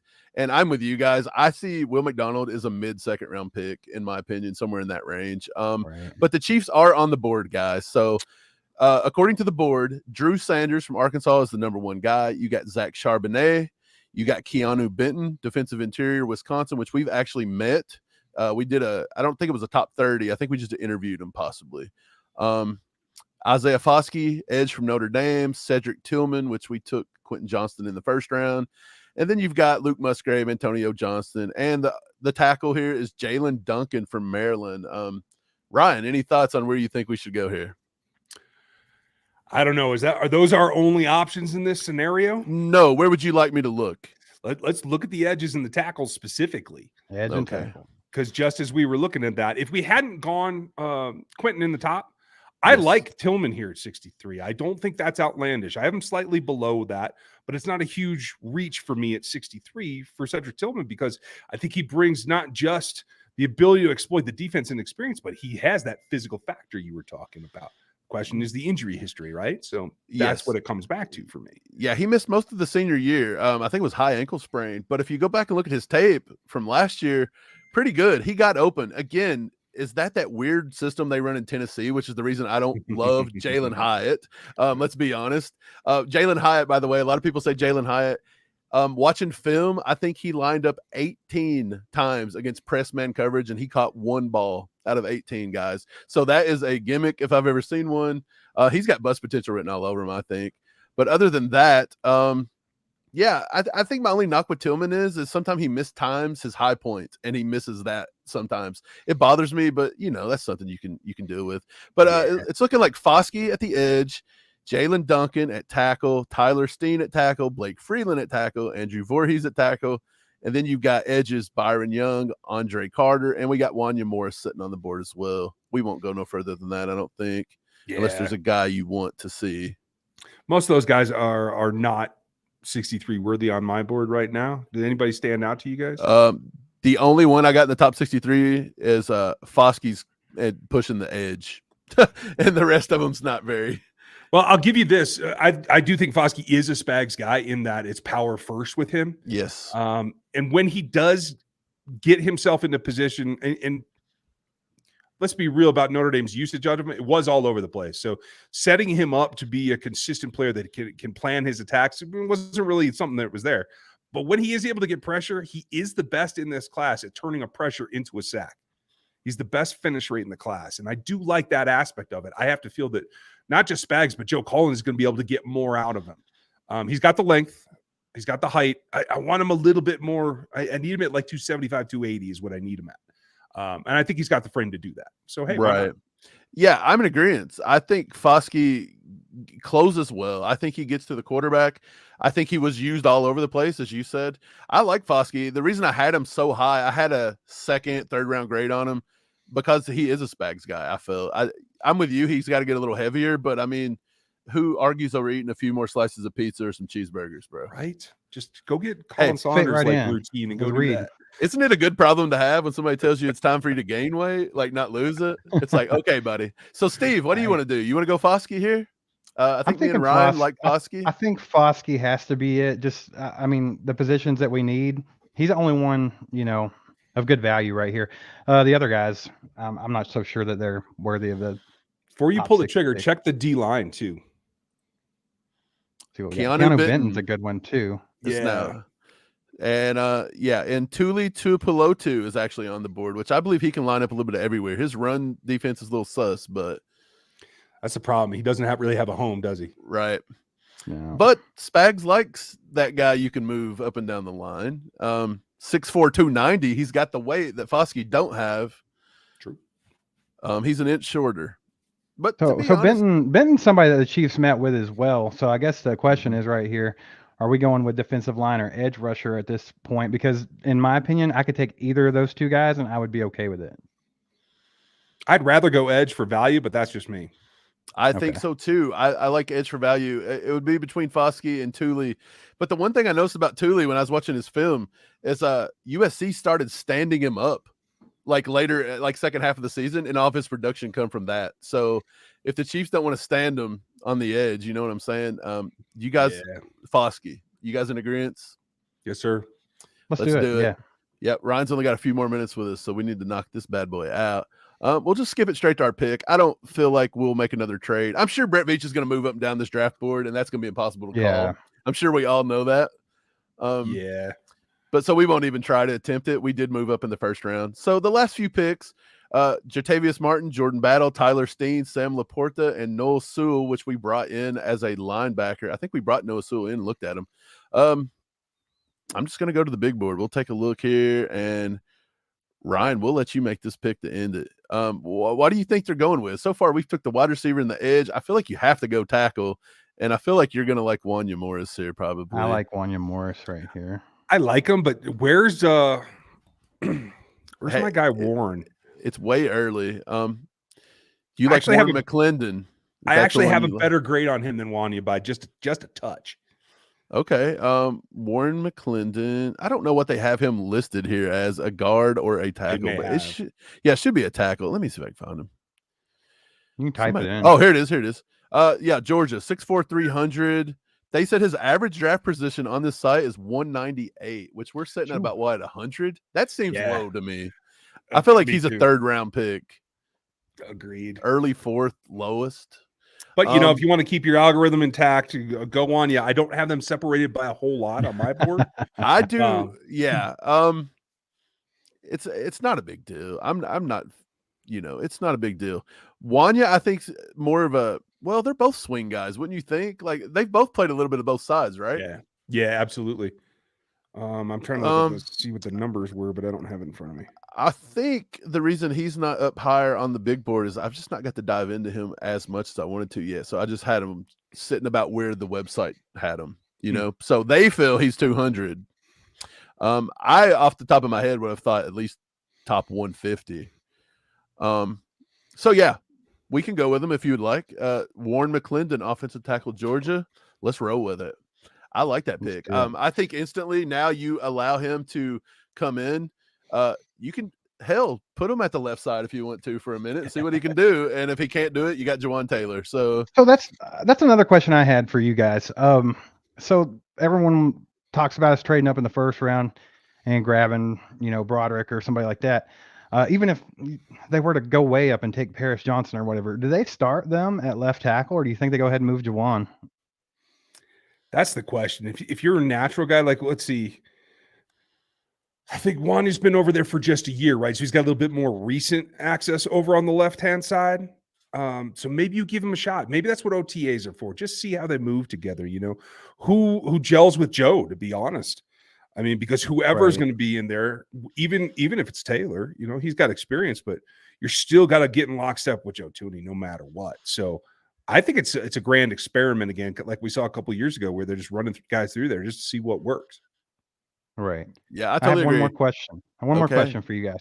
Is there one particular player in this draft that you feel like the Chiefs have to target? Just one guy that you really think they should? Me personally, I'm huge on Javon Dexter from Florida. I feel like you've got to make a move and get this guy. He literally reeks of Chris Jones when I watch his tape.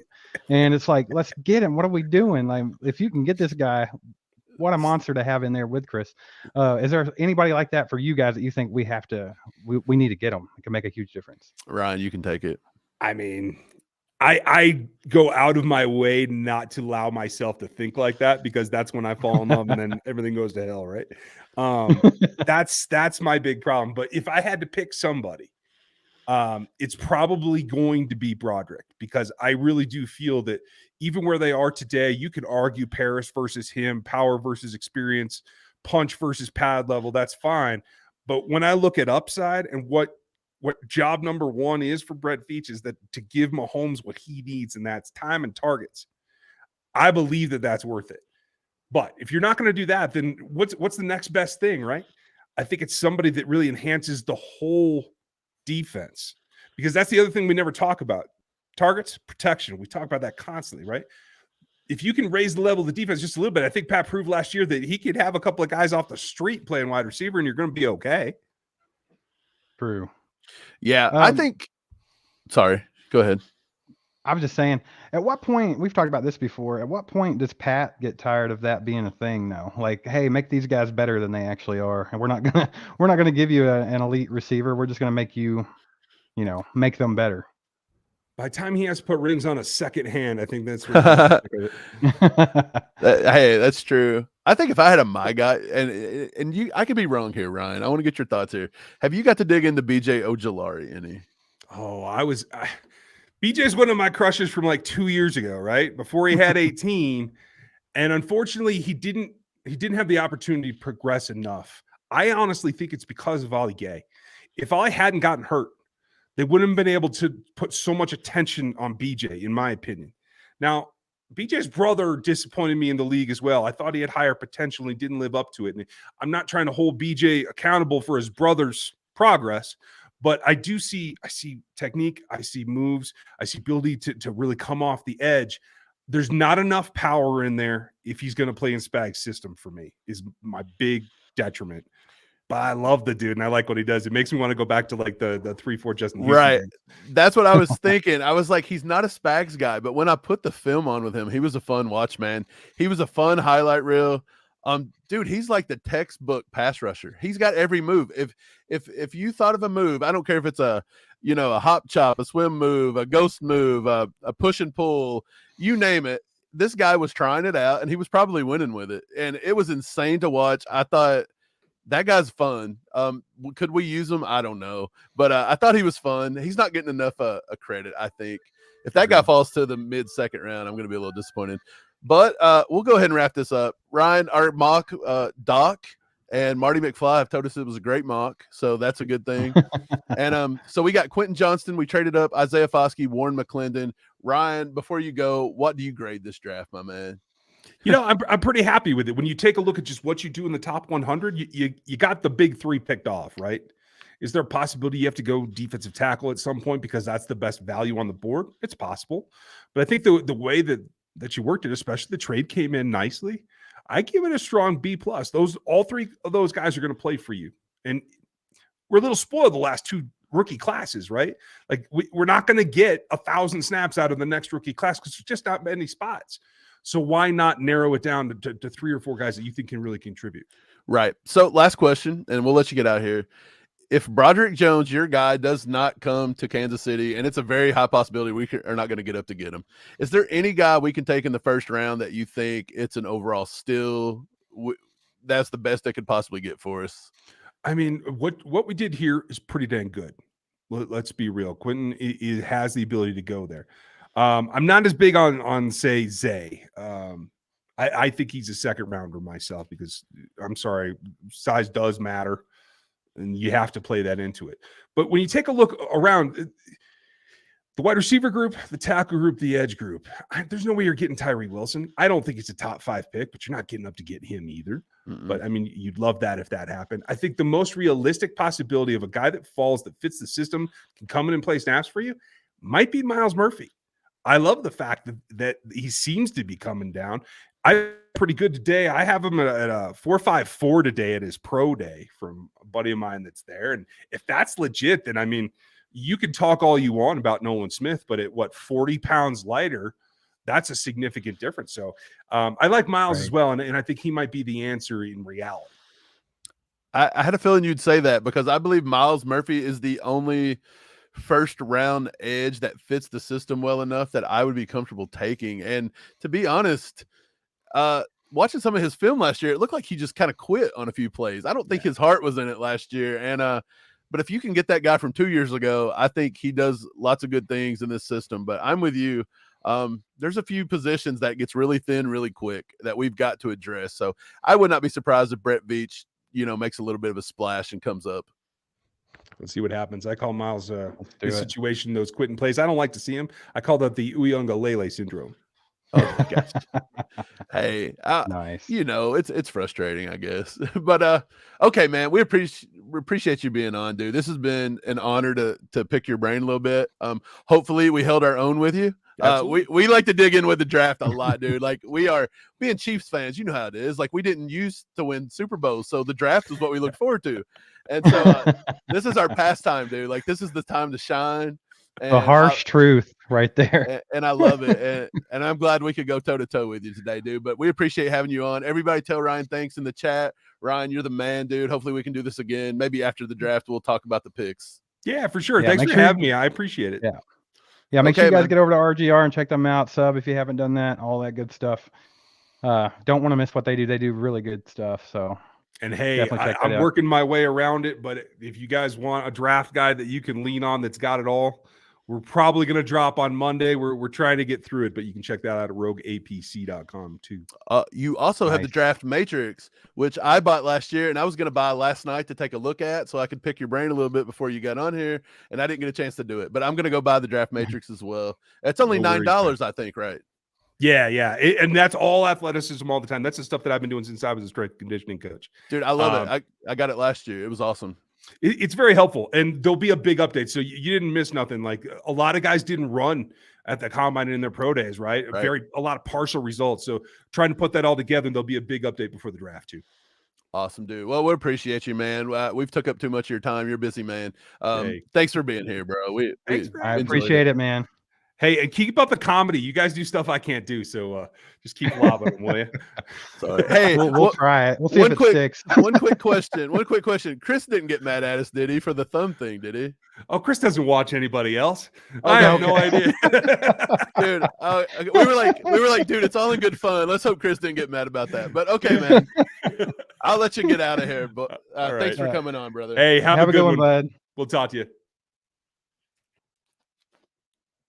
All right. So that was fun, dude. Having Ryan on here. Yeah, Maybe man, we can. that was a good time. Everybody, thanks for being here in the thing. Sorry we couldn't get to a lot of your comments. You know, we're reading notes, we're drafting, we're shooting it with Ryan. But yeah, man, we appreciate you guys being here and sticking with us this entire time. Let us know how you like that mock draft. Yeah, Steve, go through a few of these and we'll get off here. See if I can't catch up. Yeah, we'll hang out for a little while, take some questions and stuff. That'd be cool. I think the mock turned out good, though. I'm not a big fan of trading up to get Quentin in the first round personally, but I mean, I wouldn't be upset with what we drafted. What did you think about it, Mike? He rated a B+. I'm kind of right there with him. I think we hit 3 positions that we needed to, so I'm okay with it. But I wouldn't give it an A. Yeah, 25 is about as high as I'd move up to get Quentin Johnston. But I do think Quentin Johnston is a first-round talent. He's my number 1 on my board, and you can see why. This dude is fast. He ran a 4.49. Some scouts had him at a 4.46. So, yeah, he's good. He's a top 20 pick, and I think when you get that value, that's the same thing we did with Trent McDuffie. And why not? We have draft capital to burn. So, again, the only thing I didn't like about him was he had some mediocre contested catch film, and he didn't play very physical. But other than that, not bad, but I don't think Brett Veach is going to fly up to the top 15 to get that guy. I just don't think wide receiver means that much to him. No, I don't either. What's up, Julia? We're glad you made it, even though you were late. It's good to see you. Obviously, Lego Maego, he was happy to see you too. Good to see him as well. A lot of you guys have been around for quite some time. Scott Crosser, also happy to see Julia as well. Good to see Scott Crosser. Brian Parrott, he's been in here just dropping bombs. That's what he does. He's always he's the hot take guy. Is he? Am I right? Yeah, this guy, he's dropping the hot take. You gotta love it. I say flip 969. Who you cheat? What do you mean you feel like you're cheating? I'm sure you said this a long time ago, but I'm kind of confused on that one. Julia also said RGR and all chiefed up. Way to go. Yeah, I mean that was fun. Obviously, we're going to have more guests on. I think we're going to have Daniel on next week. Next Tuesday night, Daniel Harms going to be here. Yeah, if you guys like Daniel Harms, we'll be doing kind of the same thing with him as we did with Ryan.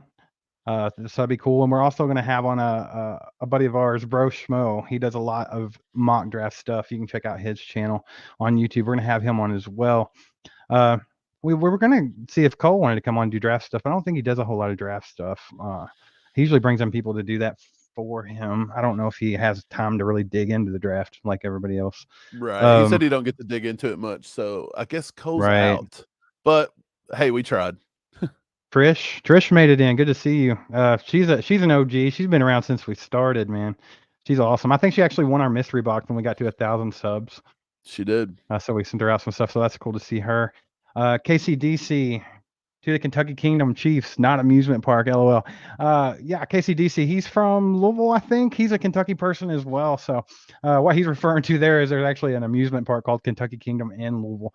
But we're definitely the. Hey, what's this? We have Cole. Make it in.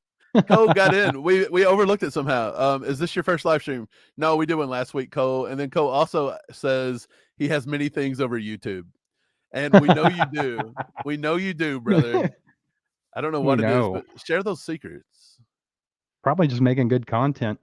That's probably what it is. That's what it is. That would be my guess. He's not dumb like we are. Cole said he doesn't know shit about the draft, so he don't want to do the draft stuff, which is cool. I mean, God, he's pumping out so much content and doing so much work. I don't know how he could dig into it. I feel like I barely have time, just chasing kids and stuff to look at draft stuff. So, I mean, I feel that 100%, man. Cole, since you're here, when is your guy going to be like your new channel? Do you have an update on Cole's new channel about when you think it's going to kick off? We'd love to hear it. We got. I saw that. I didn't get to look at it, but I think he's going to try to do some more NFL stuff, which is awesome. Yeah, he laughed about probably making good content. It's the truth, though. It's probably what it is. Um, we actually had still can be a good crossover with how about those Chiefs? We actually had Cole on before. If you go back in our videos, we did a little like 3-part series where we were just kind of shooting questions back and forth, having some fun. If you guys gonna want to go dig into that, you can go to our videos and scroll down, and you'll find it. He's on the thumbnail. Awesome. Cole says, I'm training my editor this Training week. editor. Hopefully it starts in May. Dude, we're looking forward to it. I don't know how much NFL you're doing. I'm guessing you're just going to cover the full NFL. But that's kind of cool. Yeah, I don't have enough patience to dig into all the NFL. Half the teams annoy me. Let's just be honest. It's Cole with a check at the end of his name. Let's see. Well, I'm glad he has a check because Cole actually did have a fake that hit us up one time. He said, "Quit." The fake guy was like, "You all got to stop stealing my content. This is crazy." And I'm like, "How do we steal content? I don't know how anyone in the Chiefs niche could steal content because we're all talking about the same thing. Like, Right. there's only so much we could talk There's about here. one thing happens per day, and we're all going to cover it. So, yeah. Yeah. Cole says, still overwhelmed trying to get things in order. Man, you'll get it. Just keep doing what you do, and it'll come together, man. Everything's worked out really good for you so far. So it's always good to see. Let's see here. Nick, he says, I saw it. I meant to be good for draft knowledge. Oh, so you saw the video with Cole already. Okay, yeah. I mean, I don't know. We can have him on anyway. We can still talk about it. He can just make stuff up if he doesn't know. Like, Yeah, we don't yeah, I want to care. draft Isaiah Foskey because I like the color of his uniform better. I like this college team better. It don't matter. It's all speculation, man. Mock drafts are so hard. Let's just be real. It's so hard to get in the head of Brett Veach. You never really know what's going on there. Mike actually did a decent job last year in his mock draft, his final mock draft. He actually had them taking George Karlaftis and Sky Moore in the first round, which we got both of them. And then he also picked that we were taking Josh Williams. So you got 3 of those picks last year. I was pretty impressed with that. I'd done that previously a few years back, but I didn't hit any last year. Earlier, Steve, we both said we were going to take Pacheco, and you actually called Darian Kennard the night before it happened. You said tomorrow I'd like to see Darian Kennard, and then we made the trade. So, yeah, I'm excited about Kennard. I'd like to see him compete for this position right now. If they don't go out and just get like a surefire guy that's coming in and taking over like Broderick Jones or something like that, I want to see him compete for that right tackle position, man, because I think he has it in him. Cole said, let's do a collab stream soon. Yeah, for sure, dude. We're going to have to. We can talk about draft or whatever. We'll just BS, man. We'll just have some fun. That's what it's all about. We don't have to be all technical. Brian Parrott, out come the claws. I don't know. He's scaring me a little bit. Brian, why are you so violent? Brian, I'm scared. Brian's like, he's like Wolverine over here. Yeah, that's awesome. So, Trish, love the collaboration with RGR. You guys are the best. Thanks, Trish. We appreciate you. Like I said, you've been around since day one, so we appreciate you a ton for that. Draft content, though, that's pretty much all there is to talk about. There's not a whole lot of Chiefs news going on right now. It's been really dead. I'm sure Cole can attest to that. Kind of got to make news out of something. He I think released a video earlier today, maybe. Or last big news was Tim Patrick, right? Talking right, yeah. Cole made a video about that. I made a short about Tim Patrick. Dropping tonight. It's more for the people that don't know about the situation more than people already do. So, yeah, Tim Patrick. What about that guy?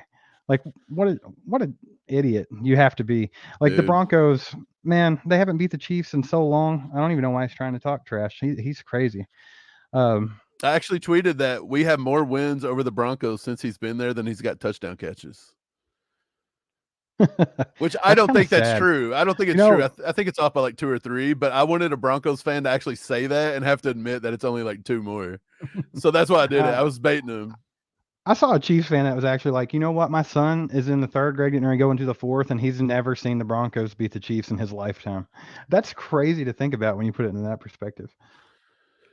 Nick says that's what sports fans do at home, just talking about our guys. Yeah, man. I mean, that's all you can do right now. We're killing time to the draft, and nobody has a clue what Brett Veach is going to do. Like, let's be honest. We don't have a clue. But, hey, man, we're here to speculate and have fun. That's what this is about. Like, we don't got to be so serious. We put up stuff all the time, and people's like, why do you all do this? Like, just let Brett Veach work. And we're like, well, we're letting him work, but it's fun to talk about. Yeah. No MVS quote to Loud where he says that no one should speculate, that everybody tries to act like they're a GM. Like, what else are we going to do? Cole is going to have us taking Marvin Harrison Jr. with our 1st round pick. I think Cole knows that Marvin's not coming out till next year. But even if he don't, that's a good pick. I'll take him. I would take him actually and let him sit a year, put him in the farm system. Yeah, for sure. So yeah, if you guys were here during the live draft with Ryan and Tracy, you saw who we picked. Mike, if you want to recap that real quick and let them know, y'all get in the comments, let us know what you grade that draft. Ryan gave it a B plus, and I think we're kind of sticking with Ryan on that one. I think we did decent, B plus. What do you guys think in the comments? Make sure to put it down there, and be sure to go check out RGR too if you have. I mean, I'm sure everybody here has already seen RGR, but if by some dumb chance you haven't, Right. check their stuff out too. So we traded up in the first round. We give the Giants our number 31. We swap first and give them our fourth rounder.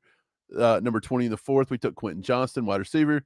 We took Isaiah Foskey, edge rusher out of Notre Dame in round 2. And in round 3, Ryan took Warren McClendon, offensive tackle from Georgia. He's the swing tackle there. Broderick Jones, you're probably not going to get him, but Warren McClendon can play pretty good. So he liked him in the third round. We also liked Wanya Morris, offensive tackle from Oklahoma, who plays opposite of Anton Harrison, which we all love. I think if we could have done it differently, I think we all probably would have just not traded up for Quentin Johnston. I think we all would have been fine sitting there and probably taken Anton Harrison number 1, and then the draft would have looked a whole lot different.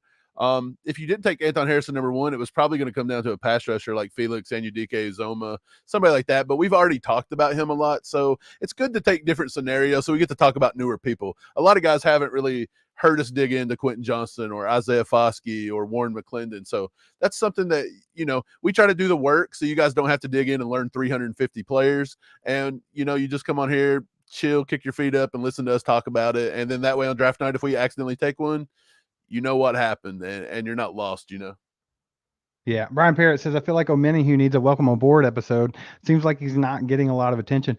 Man, I'm going to agree with you on that. I feel like people are forgetting about O'Menihue because we're always talking about, which big edge rusher we're getting in the draft. And I think people are, kind of forgetting about this guy. He had an amazing year last year. He's been ascending since he's been in the league. And I think he could come in here and put in a lot of good work, man. We might see him, hitting his stride in this league and really becoming a really good pass rusher. So, yeah, it'd be awesome if we could get him on an episode. That'd be sweet, but no way to get a hold of O'Menihue. We can try to hit him up on the socials or something, see if we can get him on here for a little welcome episode. That would be cool. Sean Hooker said we need a wide receiver. Yeah, Sean, definitely need a wide receiver. I'm not like a huge proponent of taking one in the first round because I feel like there's some guys that are going to be around in the third that can contribute really well as the same way. I really like Trey Palmer from Nebraska. I think he would fit in really good in Andy Reid's offense, and I really liked his college tape. Tank Dell's probably going to fall. I feel like he does everything good. In our mock draft we just did, of course, we traded up and took Quentin Johnston. Not the biggest fan of that, but if we get somebody like that, I'm not going to be mad about it. That's for sure. All right, Lego Maego. When y'all going to have Carrington Harris on as a guest? We actually hit Carrington up on Twitter. I don't think we got a response yet. So if he wants to come do some draft stuff, if anybody can get a hold of him, tell him come on here and do some draft stuff with us. We'll do a mock or just talk about some stuff. We're actually going to have an episode later this week. We're actually going to have Haley Lewis on. If you guys are familiar with Haley Lewis, she does KSHB 41. She actually announced she's going to leave that. So throughout the summer, she's doing freelance work. She's going to a national TV job. That's awesome. You seen her on the sidelines. She does stuff with Pete Sweeney all the time. So yeah, Haley Lewis is going to be fun. We're going to actually talk with her. We're not going to do a live stream though. I don't think she wanted to do the live stream. So we're just going to put together an episode and put that up. That may come up on Thursday, possibly. So be looking out for that Thursday or Monday at the latest. So yeah, man, we got a lot of good people coming up. We just had RGR today, sure. Ryan Tracy. We're going to have Haley Lewis on here over the next few days. We're going to have Daniel Harms on. We'll work something out with Cole. We're going to have Bro Schmo on. We're possibly getting Lance from the Spoken that might be coming on at some point. Yeah. Kylie Manning, she was actually just did a thing with Winfrey. Her name is not Kylie Manning anymore. It's Kylie Winfrey. Right. Sorry, Kylie. She got married. She actually just did something with Cole. She always wants to come on and talk drafts. We might have her on at some point as well. But yeah, man, we'd like to bring people on and just mingle with the Chiefs kingdom. It's Scott Crosser, he says that the Chiefs met up with Khalif Halsey, cornerback, and Broderick Martin, defensive tackle from Western Kentucky, and he wants to know what we know about those guys. Honestly, I haven't watched a ton of their tape. I don't really watch Western Kentucky stuff, but I have watched a little bit of both of their tapes since I saw that they had already interviewed with the Chiefs. Halsey's he's a solid cornerback in my opinion. I feel like he has a high ceiling. I feel like if we got him later in the draft, that you could not argue with that. And then Broderick Martin, kind of the same deal, man. He's a big dude. I guess he would help in the run game, would he not? Broderick Martin is a big guy. He's just going to stuff the run. He's going to do what Derek Nottie does. He's a little more athletic than Derek Nottie, possibly. But yeah, I think Broderick Martin possibly as early as round 5, round 6, you could see him come off the board. If we was to snag him in the 7th round, that'd be a steal, in my opinion. Yeah, Halsey, not so sure that we're actually going to draft a corner super early, so that's probably why they looked at him there. He's probably more, late round pick. So, yeah, they actually just reported, too, the Chiefs just took a top 30 visit with Toledo defensive lineman Deshaun Johnson. I'm going to have to dig into some of his tape now.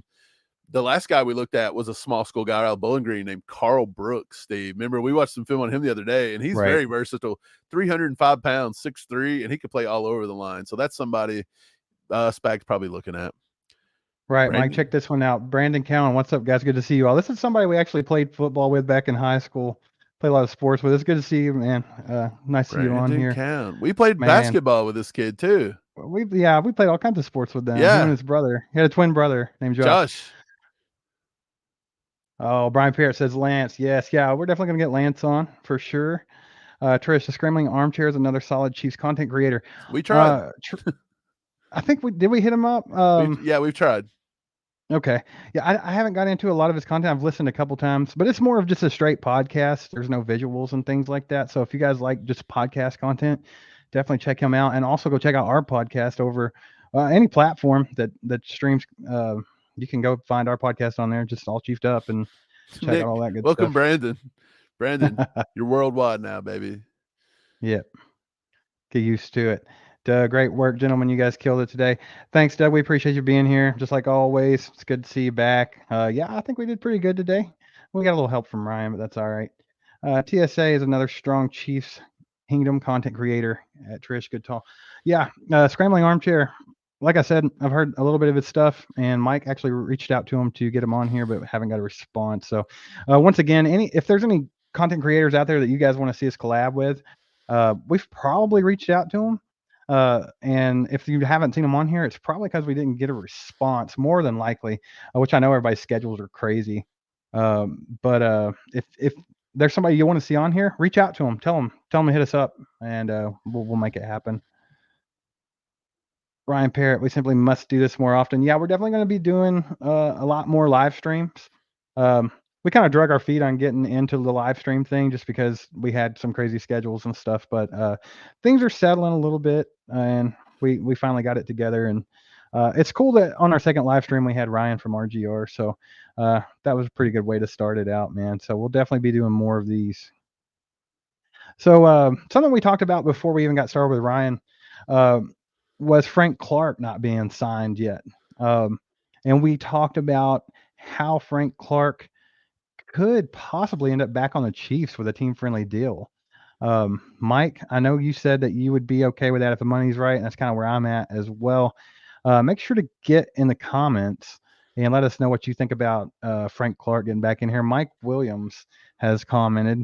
He looks familiar. He kind of looks like you, Mike. It says, get Theo Vaughn. I want Theo Vaughn on this show so bad because he's hilarious, and he's got like a beef going with the Bussin' with the Boys guys, which is Taylor Lewan and Will Compton. So we can get Theo on here. We can. That wasn't me though. That was a lookalike. Not me trying to get Theo on. We love Theo. I got the Theo shirt on right now. The sermon with the vermin. The vermin with the sermon. I said it backwards. But yeah, man. Yeah, good stuff, man. So anything else going on in Chiefs Kingdom out there that we have not covered? Throw it in the comments. We'll talk about it a little bit. I don't know. It's been pretty slow, to be honest. After free agency got started, we're not used to seeing Brett Veach go sign somebody on like the first day of free agency, like we did. We saw him do with Jawan Taylor. Usually he kind of hangs out till the end of it and makes his move then. So they've had a lot of movement here, more than usual. They've signed like 4 players, I believe. Drew Tranquil, probably one of the most underrated signings right there. That guy's going to be a big help to the linebacker room. Later, Kyrie. Yeah, see you, man. We appreciate Thanks for you being here. Thanks for being here. for sure. But yeah, not a whole lot going on other than free agency, draft stuff. There's a lot of speculation.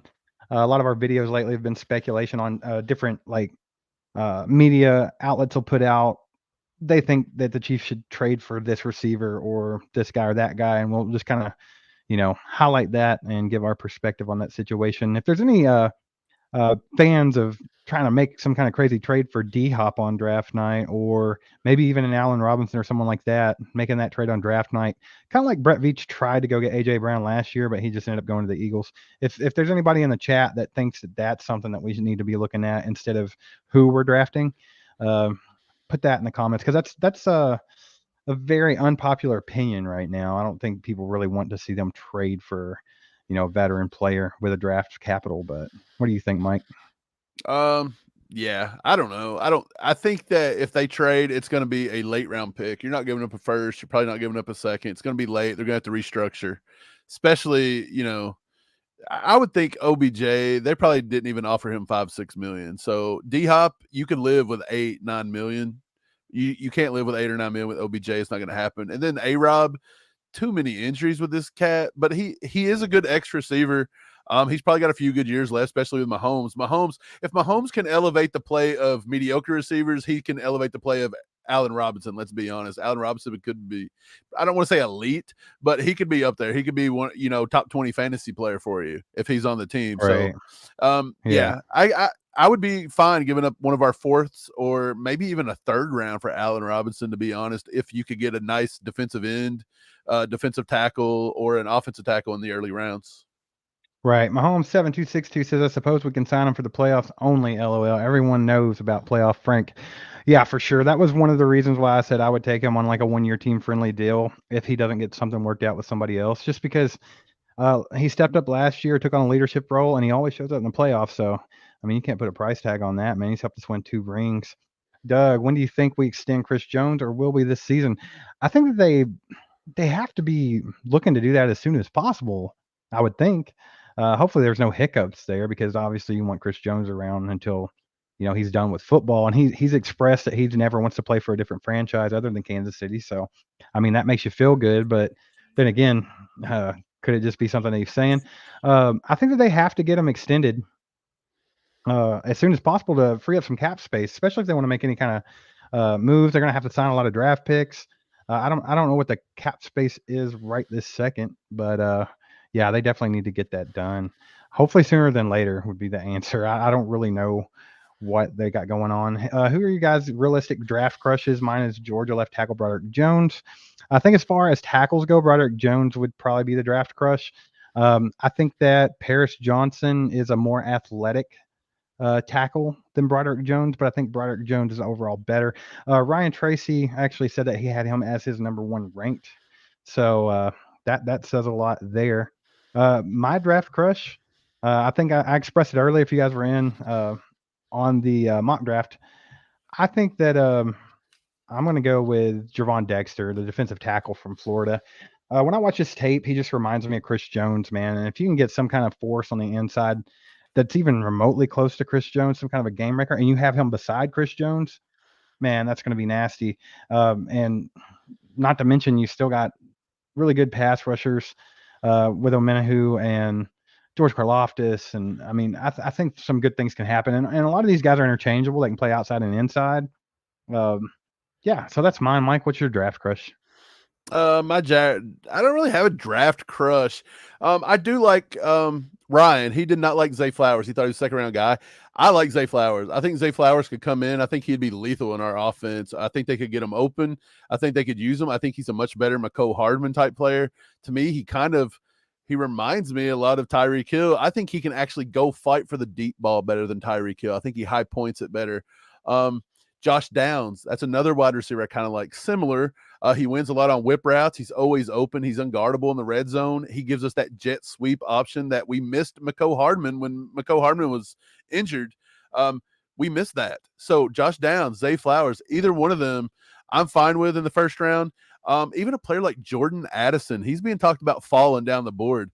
A lot of people don't like Jordan Addison. They think he's too slow, too whatever. He reminds me of a diet version. He's a diet Snapple version of the kid from Stephon Diggs. That's what I was trying to think of. The kid from Buffalo. Stephon Diggs. He kind of has a little Diggs in him. And to be honest, I would take I take Jordan Addison, not Stephon Diggs. I take Jordan Addison late in the first if I could get my hands on him. So that would be my receivers in the first round. And when it comes to, I think at offensive tackle, I'm looking at Anton Harrison. I think he's good. Again, I just don't think Broderick Jones or anybody's going to get to us. And then at defensive end, there's a few I like, but there's nobody that really sticks out to me, like specifically at defensive end, to be honest. I don't think there's a lot of good true pass rushers in this draft. Felix Anudike-Uzomah and BJ Ojulari are the two best, but they're totally opposite kinds of players, in my opinion. But I think they've got the most moves and the biggest repertoire. Right. Amelia Garcia, she says, I think the Chiefs are going to do something big because the draft is here. Yeah, we've talked about that too. Obviously, a lot of people know that we're not going to trade back out of this first pick. I mean, we already have so much draft capital. There's no point in gaining more, in my opinion. And it's in Kansas City. You got to make a little bit of a splash. And if it's not trading up in the draft to take, say, Broderick Jones or Quentin Johnson or make that kind of a splash, it's going to just have to be a draft day trade could be something that would be making a splash, or even sitting at 31 and just taking a polarizing player. You don't really know. Like we said, Brett Veach is very hard to read. But his team, they do a really good job at ranking these players and having their boards together. And usually when they see people that they want, will go after them. And like Mike said earlier, we're going to be moving up and down that draft board. You can guarantee you that with all that draft capital, that Brett Veach is going to be working those draft boards. So yeah, I think they will make some splash somehow. I don't know if it'll be something crazy, but they're definitely going to move around and make some good choices probably. Nick, he says trading up for Broderick Jones would be huge for KC. Yeah, that's a possibility right there. That could be a splash, like Amelia was talking about. If they think that's the tackle they want to go with, and they think that would solidify us as being, one of the best 3 offensive lines in football next year, then yeah, why not? Yeah, I agree. Trading up for Broderick Jones, that would be cool. We did that in one of our mock drafts. I'm pretty sure we did that. D-Hop draft day trade, win Super Bowl, and they want to win draft night. I'm telling you, that's what they're waiting for. Man, I said that myself. A lot of people have counted out, trading for D-Hop because there's a lot to it. You'd have to get Chris Jones restructured. You have to have D-Hop on board with taking way less money than he's supposed to be making in the next 2 years. But yeah, I mean, if they can get all that backdoor stuff done and it's all taken care of, you might see like a draft day trade. I've said that the last couple of weeks. I said maybe that's the splash they're going to make. Yeah, it's making a draft day trade. So that's not out of the realm of possibility. Adam says thoughts on Derek Hall from Auburn. I think he's a decent to good edge rusher. I like his tape. He looks like somebody that Spags would have. So, I mean, I wouldn't be opposed to getting him if he were to fall to the second round and we could get him there. I don't know if I like Derek Hall at 31, but definitely a second round target. What about you, Mike? No, he's 6'3", 253. I had him comped to Frank Clark, actually. I think he's a second round guy. He's got a low leverage point. He's got some lengthy arms, so that helps him a little bit. He don't get caught up on the tackles a lot, but he's a smaller guy. He's got a good first step. His bend around the edge, it's okay, but it's not amazing. He's a number 2 rusher in the NFL. He's your second guy. So that's basically what Frank Clark was. He was a number 2. We were paying him like a number 1, but he was a number 2 guy. So could he come in and do just as well as Frank Clark? To be honest, if he puts on 5-10 pounds, he's going to look just as big as Frank Clark. Yeah, I mean, he's good. He's not a good run defender. He's serviceable. But other than that, he's got some good moves. He's got a 2-arm push-pull. He's got a push and swim. He's got the moves. I mean, so he's got something there. There's something to work with. I think Derek Hall would be something to look at in the draft in the second round. The Chiefs actually took a visit, didn't they, with him, Steve? Wasn't he a top 30 or something like that? Yeah, they might have just met with him somewhere. Yeah. Brian Parrott says if Veach pulls off Ayuk, the rest is shadows. Changed my mind. Man, I don't see that one getting pulled off because I think that they want a first rounder for him. And I don't think he's worth a first round pick. I just really don't. I don't dislike Ayuk, but I don't think he's worth what they want for him. I don't even know if he's on the block, to be honest. But if he were to pull off like a good deal and get Ayuk, I wouldn't be mad about it. I think that would be pretty crazy.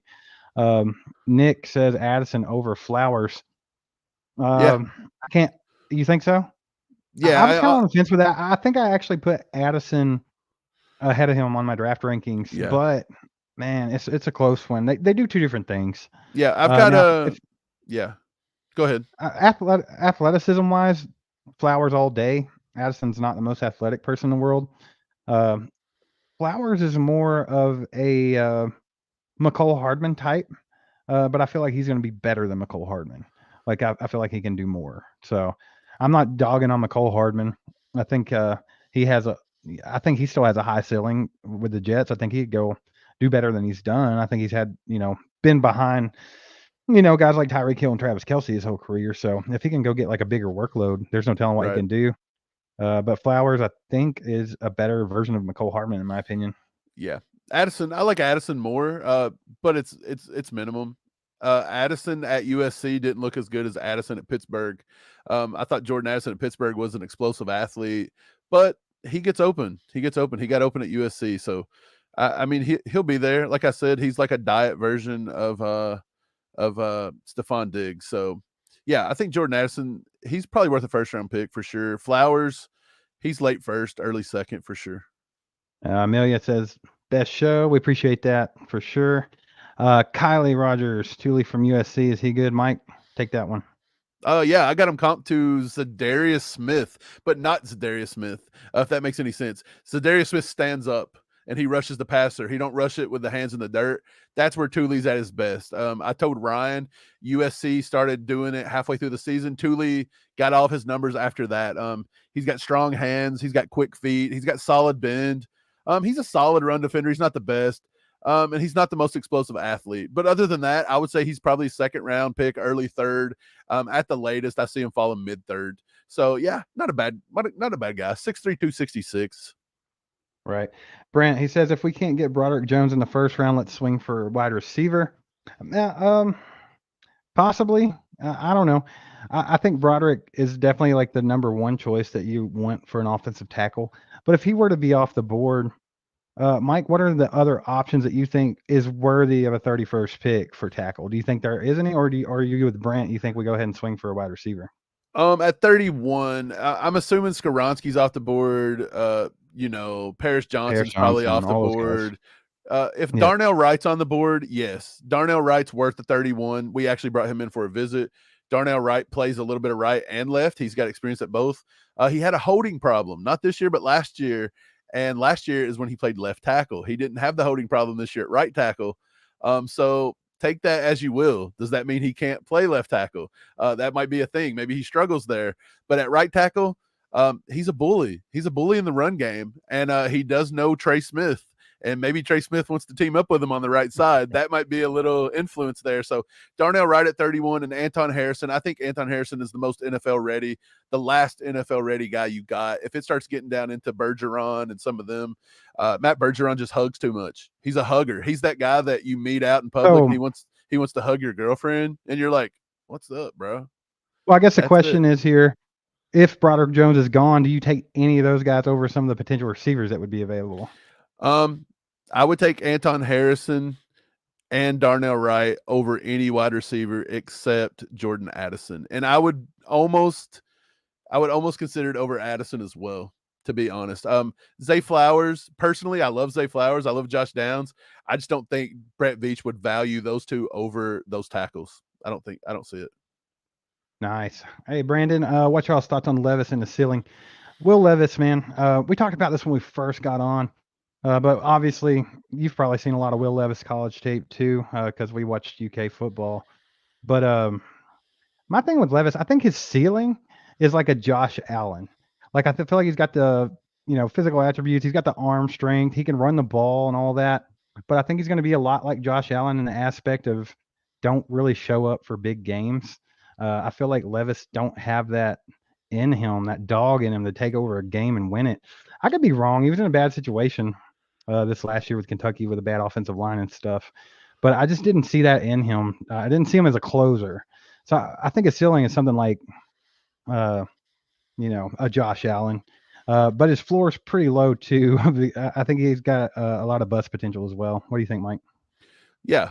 Levis, he stands in the pocket. He's tall. He's athletic. He's got good arm strength. This dude can throw it a mile. At Kentucky, he just didn't have an offensive line protecting him this past year. I said it before. It was painful trying to get through his game film. That dude he was getting just butchered every other play. So, yeah, it was tough to critique this year's game film, but I think Levis in the right spot is fine. I think if he goes to somewhere like Vegas, he's going to struggle. I just don't think the Raiders know how to develop people. I just don't think they do.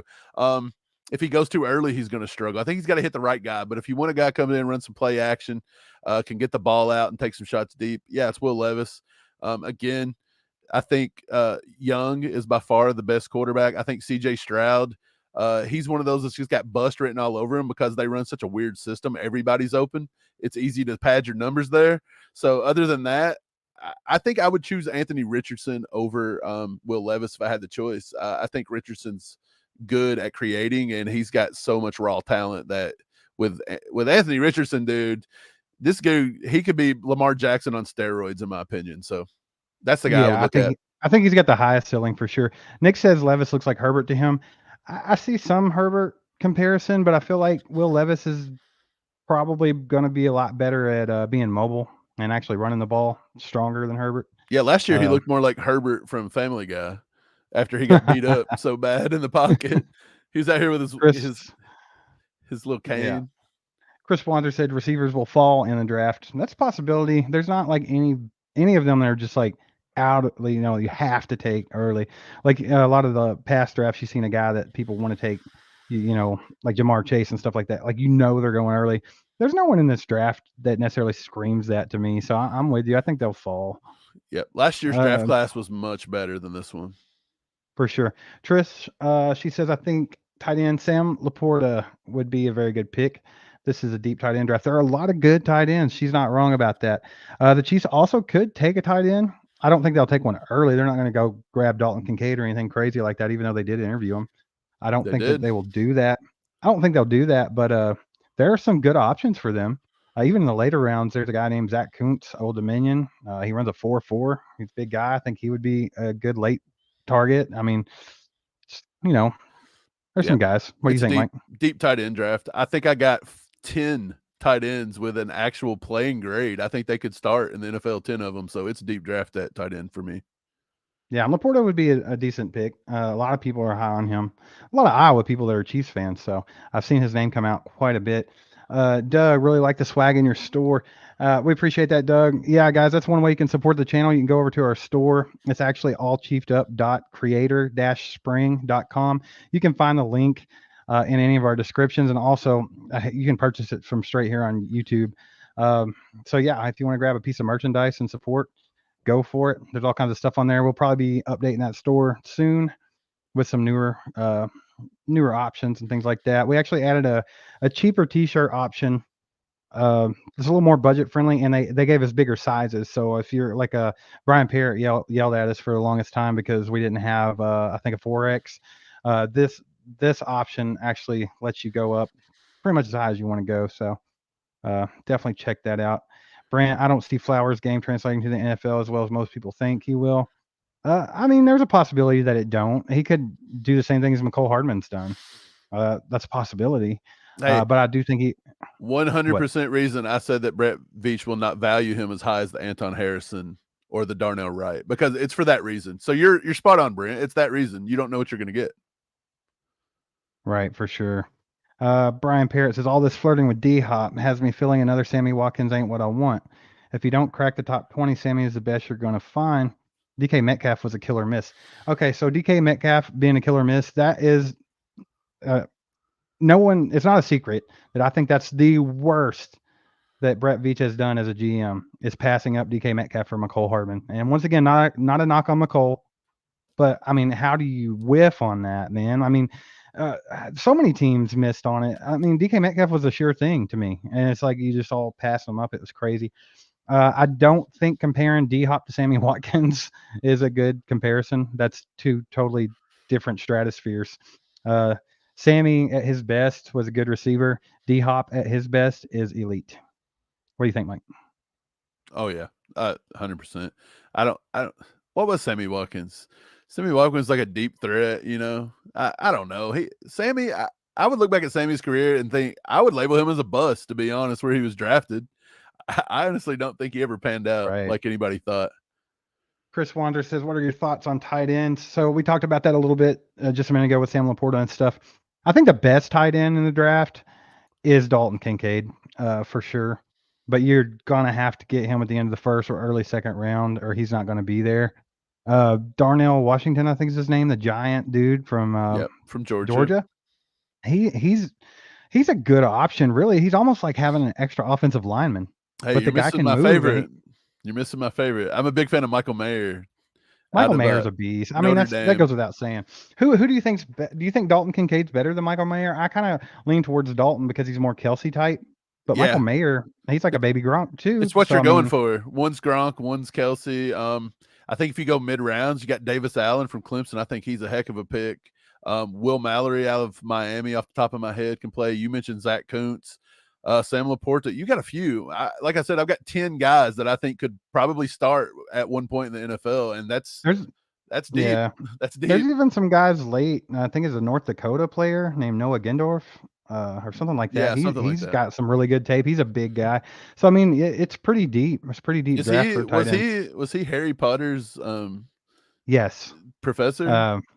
Yeah, he was part of the Harry Potter series for sure. Sweet. Doug says it's getting expensive at left tackle and right tackle money these days, and have a first round draft pick for 5 years sounds good to me. I think they definitely got to look at that too. That was one thing we said about Orlando Brown is everybody didn't want to pay him that much money. And I'm like, they're not putting into consideration that the market's going up. So if we would have paid Orlando Brown what he wanted last year, granted, yeah, it's probably a little more than you want to pay him, but it's just going to keep going up. These guys are going to keep getting paid more and more and more. So, I mean, how's that contract going to look 5-6 years from now? And all he wanted was guaranteed money up front, which we seen he took that. Right. It was a smaller contract in general, but more money up front. And we all know Brett Veach was backloading that contract to off him after the third year, and he knew it. But it is what it is. Well, that guaranteed money talks. I mean, look what they did for Jawan Taylor. I still think they paid him a little much, considering you don't really know what he's going to give you at left tackle. But I mean, I'm not opposed to giving it a shot. I think he'll do just fine. It's probably going to be very similar to Orlando Brown situation where you're going to have some patience there, more than likely. Nick says, "Do you think we are heading to the Rodgers syndrome by management? You think your QB is so good that you don't need a first round wide receiver?" That's a popular opinion at All Chiefed Up. We think we want to avoid that. I wish they would put more into getting Patrick Mahomes an elite receiver. Like a lot of people don't want to trade for D-Hop because they're like, oh, well, we're going to have to pay him too much money. We're going to have to give up, a second, third round pick, whatever it might be. But I mean, yeah, that's a great question. At what point, and I asked this to you and Ryan earlier, Mike, at what point does Patrick Mahomes, get that Aaron Rodgers syndrome where he's like, man, I'm tired of making everybody else around me better. I'm tired of elevating everybody's game. I want somebody to elevate my game. Like, how good could Patrick Mahomes be? We all know he's potentially the best quarterback to ever play football. But how much better could he be than that if they got him an elite receiver, man? Like a real, true wide receiver one, because they've yet to do that. But besides Tyreek Hill. But, I mean, Tyreek Hill was Tyreek Hill. He's one of one. He's not exactly that big wide receiver one. What do you think, Mike? I mean, Ryan said that he don't think that'll be a problem until Mahomes is counting rings on his second hand. But I mean, you never really know with these guys. No, here's what I think. Mahomes took a very team-friendly contract. He's moving money. He moved money this year. Brett Veach used it to go get Tranquil and Edwards some defense. He didn't use it to get OBJ. He didn't use it to go get Hopkins on a restructure. He used it for that. At what point does Mahomes say, guys, I'll give you a team-friendly deal. Give me some help. I'm tired of having to make every throw perfect. I'm tired of having to elevate mediocre to somewhat serviceable. It's tough. And then every year you're rolling receivers in and out. Look at the way he was with MVS. It took a few games to get Juju involved, and it still wasn't perfect. And now look, Juju's gone. It's becoming a revolving door in which every year Mahomes has to get these guys in, learn, get something going. And again, Kelsey is going to slow down at some point. We all love Travis Kelsey, but him getting doubled every year and getting 100 balls thrown his way and taking all those hits, Kelsey's eventually going to wear down. He's getting older. We've already talked about this. But yeah, Mahomes, if you can imagine, he's winning Super Bowls and he's breaking records with nobodies. Could you imagine if you went out and got him some elite talent out there? I think Mahomes, he's got to be thinking, how many more Super Bowls could I win? How many more records could I break if I had some elite talent with me? And I mean, I think it creeps in. I don't think it creeps in the next few years or anything, but 4 or 5 years. So if Ryan thinks we're going to win 4 more Super Bowls in 5 years, I mean, I'm down with it, but I don't Right. know. Martin Moore says, have a good night, fellas. Hey, yeah, have a good night, Martin. We're glad you joined us today. We appreciate that Later, a lot. See, James Kirk says 3XL and 4XL is a must for Chiefs gear. Yeah, we agree. A lot of people wear those bigger sizes. What it is, when we initially made this store, we wanted the highest quality we could get. We didn't want to get, like the cheap crap that's just not going to be good. We didn't want to offer that to people where you guys pay money for a t-shirt and you get it and it looks like crap in 2 days or it shrinks or something like that. So we went with like the most premium stuff we could get, like great quality, because that's what we wanted to offer you guys. The problem was when we go with that really premium stuff, they capped out at like 2XL on a lot of things. So we went back and put in the cheaper option for t-shirts and stuff, and we'll probably look into doing that with hoodies and things as well. So for you guys that want those bigger sizes, keep an eye out at the store, and they should be coming. GC20 says Darnell Wright or Anton, probably going to have to move up for both of them, and Broderick Jones for sure. I'm not so sure that you have to trade up for Darnell or Anton, to be honest, unless the draft gets a little tackle heavy. Yeah, I mean, it's possible. It's possible. I think with Darnell Wright, you're looking at strictly a right tackle. I think you got a 70% shot that he's probably just going to stick to the right side. With Anton, I believe there's probably a 75-80% shot he is a left tackle. So if you could get him and maybe he learns at right and they slide him to left, or they just throw him into the fire at left tackle and you keep Jawan Taylor at right, I think Anton's the better all-around guy and he's got the more upside. Darnell Wright's better in the run game. But Anton Harrison, man, his coaches, everybody, they love his character. He's a weight room fanatic. He watches film. His play could get a little, his anchor could get a little bit more, more mean. He could play with more fire to him a little bit, but I mean, he worked on it last year and there was obvious signs that he got better. So I think he's getting there. Yeah, for sure. Nick says they also picked Hardman in the wake of the Hill child abuse scandal, and were unsure of his ability for the next year and drafted Hardman as a replacement based on the time to prepare him. I think that did play a lot into that, but I think it was a bad move. We saw this year, you don't have to have a Tyreek Hill on the team. You don't need somebody like that. You don't have to have that guy. But another thing that I don't like about that theory is that DK Metcalf is just as fast as both of them. He had that 4.3 speed in the combine and everything, and he just offers so much more to me. Like he just seemed like a true wide receiver one, somebody that could come in and contribute right off the bat, as opposed to like a McCole Hardman you knew was slightly a project, right? You knew he was going to be a gadget guy. I just don't think it's necessary. I think a lot of people think Sky Moore is going to be the gadget guy because he can run out of the backfield and he can do this and that. But I think Sky Moore is actually going to take over Juju's role, which is finding those soft spots in the zone and catching those 10-yard passes that are going to give us first downs, move those chains, and give him the ability for yak. I think that's what you're going to see from Sky Moore this year. I just don't think that. Obviously, Andy Reid's known for the gadget guys and doing some crazy plays here and there, but I don't think that it's necessary with this team and this offense for you to have one. So I don't know if I like that theory all that much, but that could very well be what it was. Yeah. Well, Steve, we're borderline in 2 hours here, my man. I think everybody's getting a little tired. Yeah. If you guys like this kind of stuff, though, and you want to maybe see us do a second live per week, let us know. We don't mind just getting on here and talking to you guys like this. I mean, it's fun. We don't have to have a reason to get on. But next week, we are doing the same thing with RGR's Daniel Harms. He's going to come on and do a mock draft next Tuesday, probably same exact time. We like to keep it right around this time. It's let you guys get home from work, get you something to eat, and kick back and watch with us. But yeah, man. We'll answer a few more here and then hit the bricks. Yeah, sounds good to me. Sammy is the best draftee in a while at wide receiver. Hilmer and McCole, both number 2s, picking at 31. That's all that's left. There's not 10 plug and play guys that fit the system in the whole draft. X wide receivers are top 15. That's true most of the time if there is one, but like we were saying earlier, I don't feel like there's anybody in this draft that's just gonna be a wide receiver one anywhere. Like even Quentin Johnston He's the and best. Addison. Yeah, he's the best one, but I still don't see it happening. You have no Jamar Chases in this draft. They're just not. It's not been as deep or that crazy athleticism that you've seen from previous drafts. Yeah, he's Let's see. Quentin Johnston. He's a less bulky Andre Johnson. He's a slower version of Demarius Thomas, but I mean, he's going to be a matchup nightmare. Somebody trying to press cover him. So I believe Quentin Johnston's got the best chance to do the X in this draft. There's some big guys. Xavier Hutchinson out of Iowa State. You can look at him late. There's a few. Malik Knowles. You got a few, but I just don't know how they're going to pan out. Let's be honest. It's tough to hit. Yeah, Nick, definitely. I think it would be cool to see, like a bigger wide receiver, like a true wide receiver one with Mahomes. We've yet to see that, so I think everybody's interested to see how that would go. Andy Reid, I feel like him and Brett Veach, they like these guys that do the lower, more gadgety stuff and faster, and they don't really look for that one guy. They think they can spread the ball over the field, which is true. But I would love to see it. Brent asked, what about JSN? Mike, JSN, that's a good one we keep forgetting. We've not mentioned him.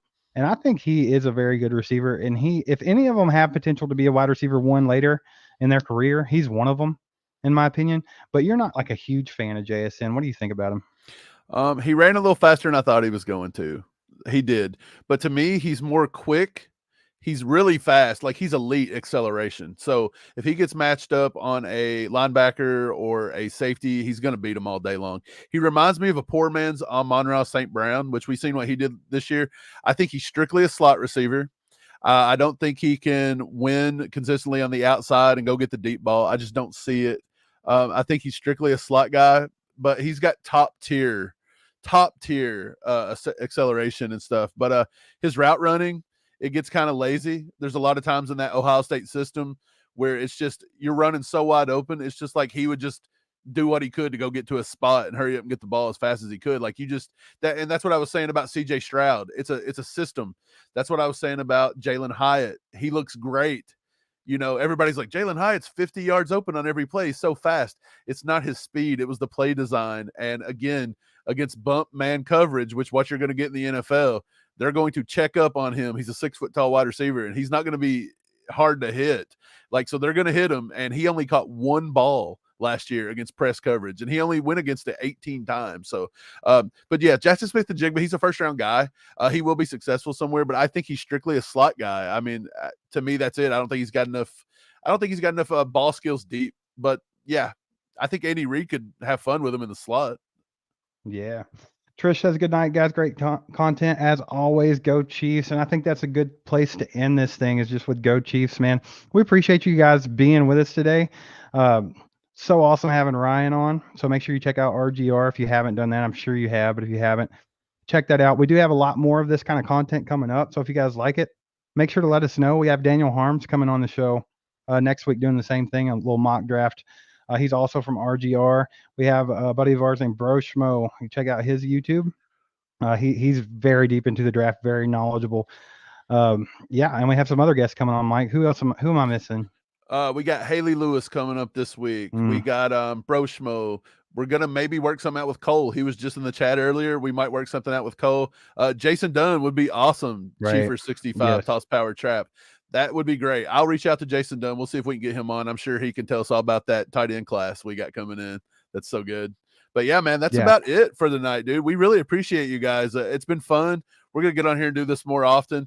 And yeah, just keep a lookout. If you missed some of this video, you want to go back and watch the draft or whatever, YouTube will put up the entirety of this tomorrow. So check it out on your feeds. If not, go hit the little subscribe thing, and you have to go find it on our feed. Sometimes YouTube likes to throw us out of the algorithm. So yeah, if any of you guys are not subscribed, go ahead and hit that sub button right now for sure. Tell your friends about us, all that good stuff. If you want to support the channel, just like, subscribe, comment, share it with your friends. Super thanks are always a good way to support the channel. Buying merchandise, which is down in the description.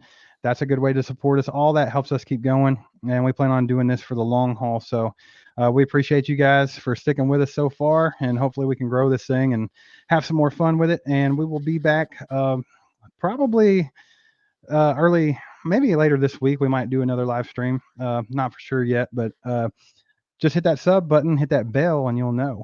And we'll see you guys then. Yeah, we'll see you guys. You guys have a good night. Go eat something. Go to bed.